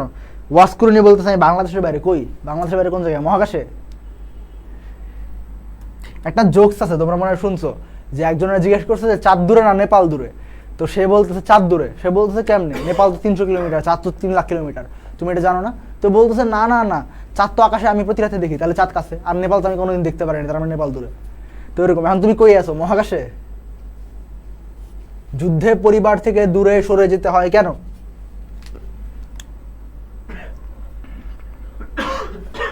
নসিব বলতেছে ঝড়ে আমার বাসা উড়ে গেছে। কেমনে উঠছে ভাই একটু বলো তো, একটু ডেসক্রিপশন দাও।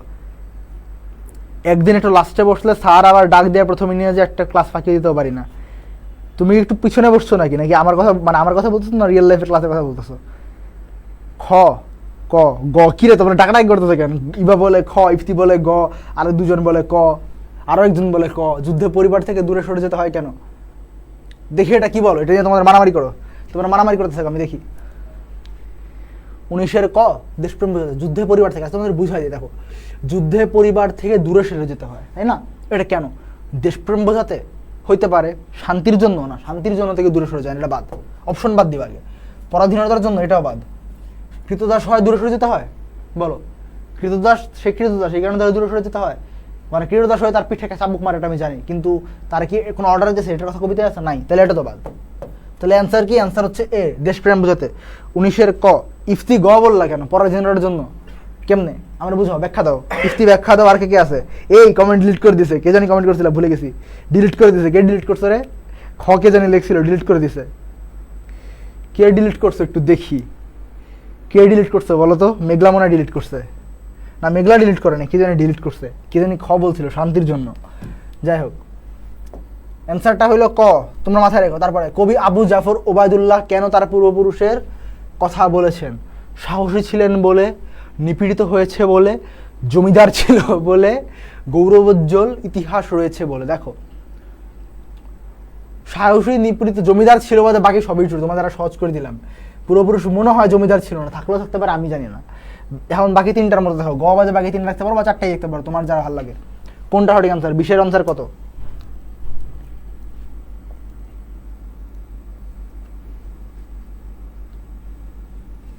এখানে কার কি খবর? ইফতি বলতেছে ঘ, মেঘলা বলতেছে ঘ, ইবা বলতেছে আমি। আচ্ছা, তুমি একামটা করছো। ইসরাদে বলতেছে কি মজা, আমি পারছি। পারবা, এরকম বেশি বেশি পারবা, যত পড়বা তত পারবা, ঠিক আছে? তো এখানে আসলে কি, এখানে আসলে ব্রেন স্টর্মিং করাটা ইজি। তোমার না পড়লেও একবার পড়ে গেল, তুমি সারা মুখস্থ না থাকে, তুমি পারবা। কিভাবে? কবি আবু জাফর ওবায়দুল্লাহ কেন তার পূর্বপুরুষের কথা বলেছেন? 1 নাম্বার ছিল সাহসী ছিল বলে, উইচ ইজ ট্রু, সাহসী ছিল। এরপরে নিপীড়িত হয়েছে বলে, নিপীড়িত কি পূর্বপুরুষ হয় নাই? হয়েছে, তার মানে এটাও ট্রু। জমিদার ছিল বলে, জমিদার হওয়ার কোনো কথা কি এখানে আছে? নাই, তার মানে এটা ট্রু না, এটা বাদ। তারপরে গৌরবোজ্জ্বল ইতিহাসের রয়েছে বলে, এটা ট্রু হইতে পারে, এটাও ট্রু। তার মানে 3টা ট্রু পাইলাম, একটা ফলস পাইলাম, এটা ফলস আর এটা বাদ। এখন থাকতেছে 3টাই, 3টার মধ্যে সাহসী ছিল বলে তার পূর্বপুরুষের কথা বলছে। তার সাহস ছিল এটা বলা আছে, বাট সাহসী ছিল বলেই কি বলছে? না। নিপীড়িত হয়েছিল, নিপীড়িত হয়েছে বলে কি বলছে? নিপীড়িত অনেকেই হয়েছে, তাদের কথা কেন বলা নাই? মূল, এই কবিতার মূল ভাবটা তোমার ধরতে হবে, এটা বলতেছে শুধুমাত্র ইন্সপায়ারেশন নিতে, ঠিক আছে? গৌরবোজ্জ্বল ইতিহাস থেকে ইন্সপায়ারেশন নিতে বলছে। দেখো কত বড় টিক দিছি। উত্তর কি হবে? উত্তর হবে 20-এর ঘ, 20D।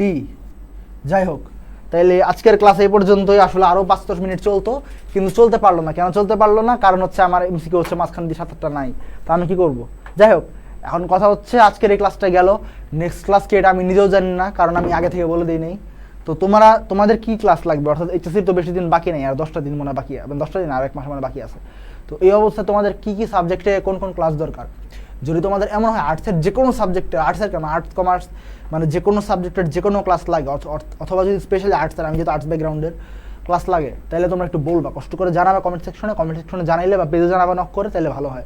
ইনফ্যাক্ট সবচেয়ে ভালো হয় তোমরা বলতে পারো যে পেজে আমার মেসেজ দেখে না, তুমি বলতে পারো যে পোস্ট দিলে দেখে না, গ্রুপে পোস্ট করলে হয়তো, হ্যাঁ মানে আননোটিস চলে যেতে পারে। তুমি যখন লাইভ চলতেছে তখনই আমার মেনশন দিবা, আমারে বা অন্য যেই স্যার ক্লাস নেয় তখনই মেনশন দিবা। মেনশন দিয়ে বলবা যে এই ক্লাসটা আমি চাচ্ছি, বা ক্লাসটা পাচ্ছি না, চাচ্ছে কিন্তু পাচ্ছি না, তাহলে তোমার অবশ্যই ক্লাস দেওয়া হবে নেক্সট উইকে। আমরা কিন্তু আসলে প্রতি সপ্তাহে পুরো ক্লাসটা যে নেয়, নেক্সট উইকের ক্লাসটা আগের উইকের শুক্র শনিবারের মধ্যে ঠিক করে, কেমন ঠিক করে যে ইনবক্সে কেউ বলছি কিনা। তো দেখা যায় তোমাদের 5 জনের হয়তো একটা সমস্যা আছে, কিন্তু একজন পেজে সাহস করে নক দিল, তোমরা 5 জন নক দেওয়া দেখে একজনেরটা প্রাধান্য পাচ্ছে। তো সেই ক্ষেত্রে সবাই নক দিবা, সবাই বেশি বেশি নক দিবা, নক দিয়ে বলবা যে ভাইয়া আমার এই ক্লাস লাগবে, ভাইয়া আমার এই ক্লাস লাগবে, আপু আমার এটা লাগবে, এভাবে বলবা, ঠিক আছে? আর ভালো থাকো, সুস্থ থাকো। আজকে ক্লাসটা এই পর্যন্তই রাখি। আর পেজের কি বলবো, ওই যে পিডিএফের জন্য নক দিও। তাইলে আজকে আল্লাহ হাফেজ, ভালো থেকো।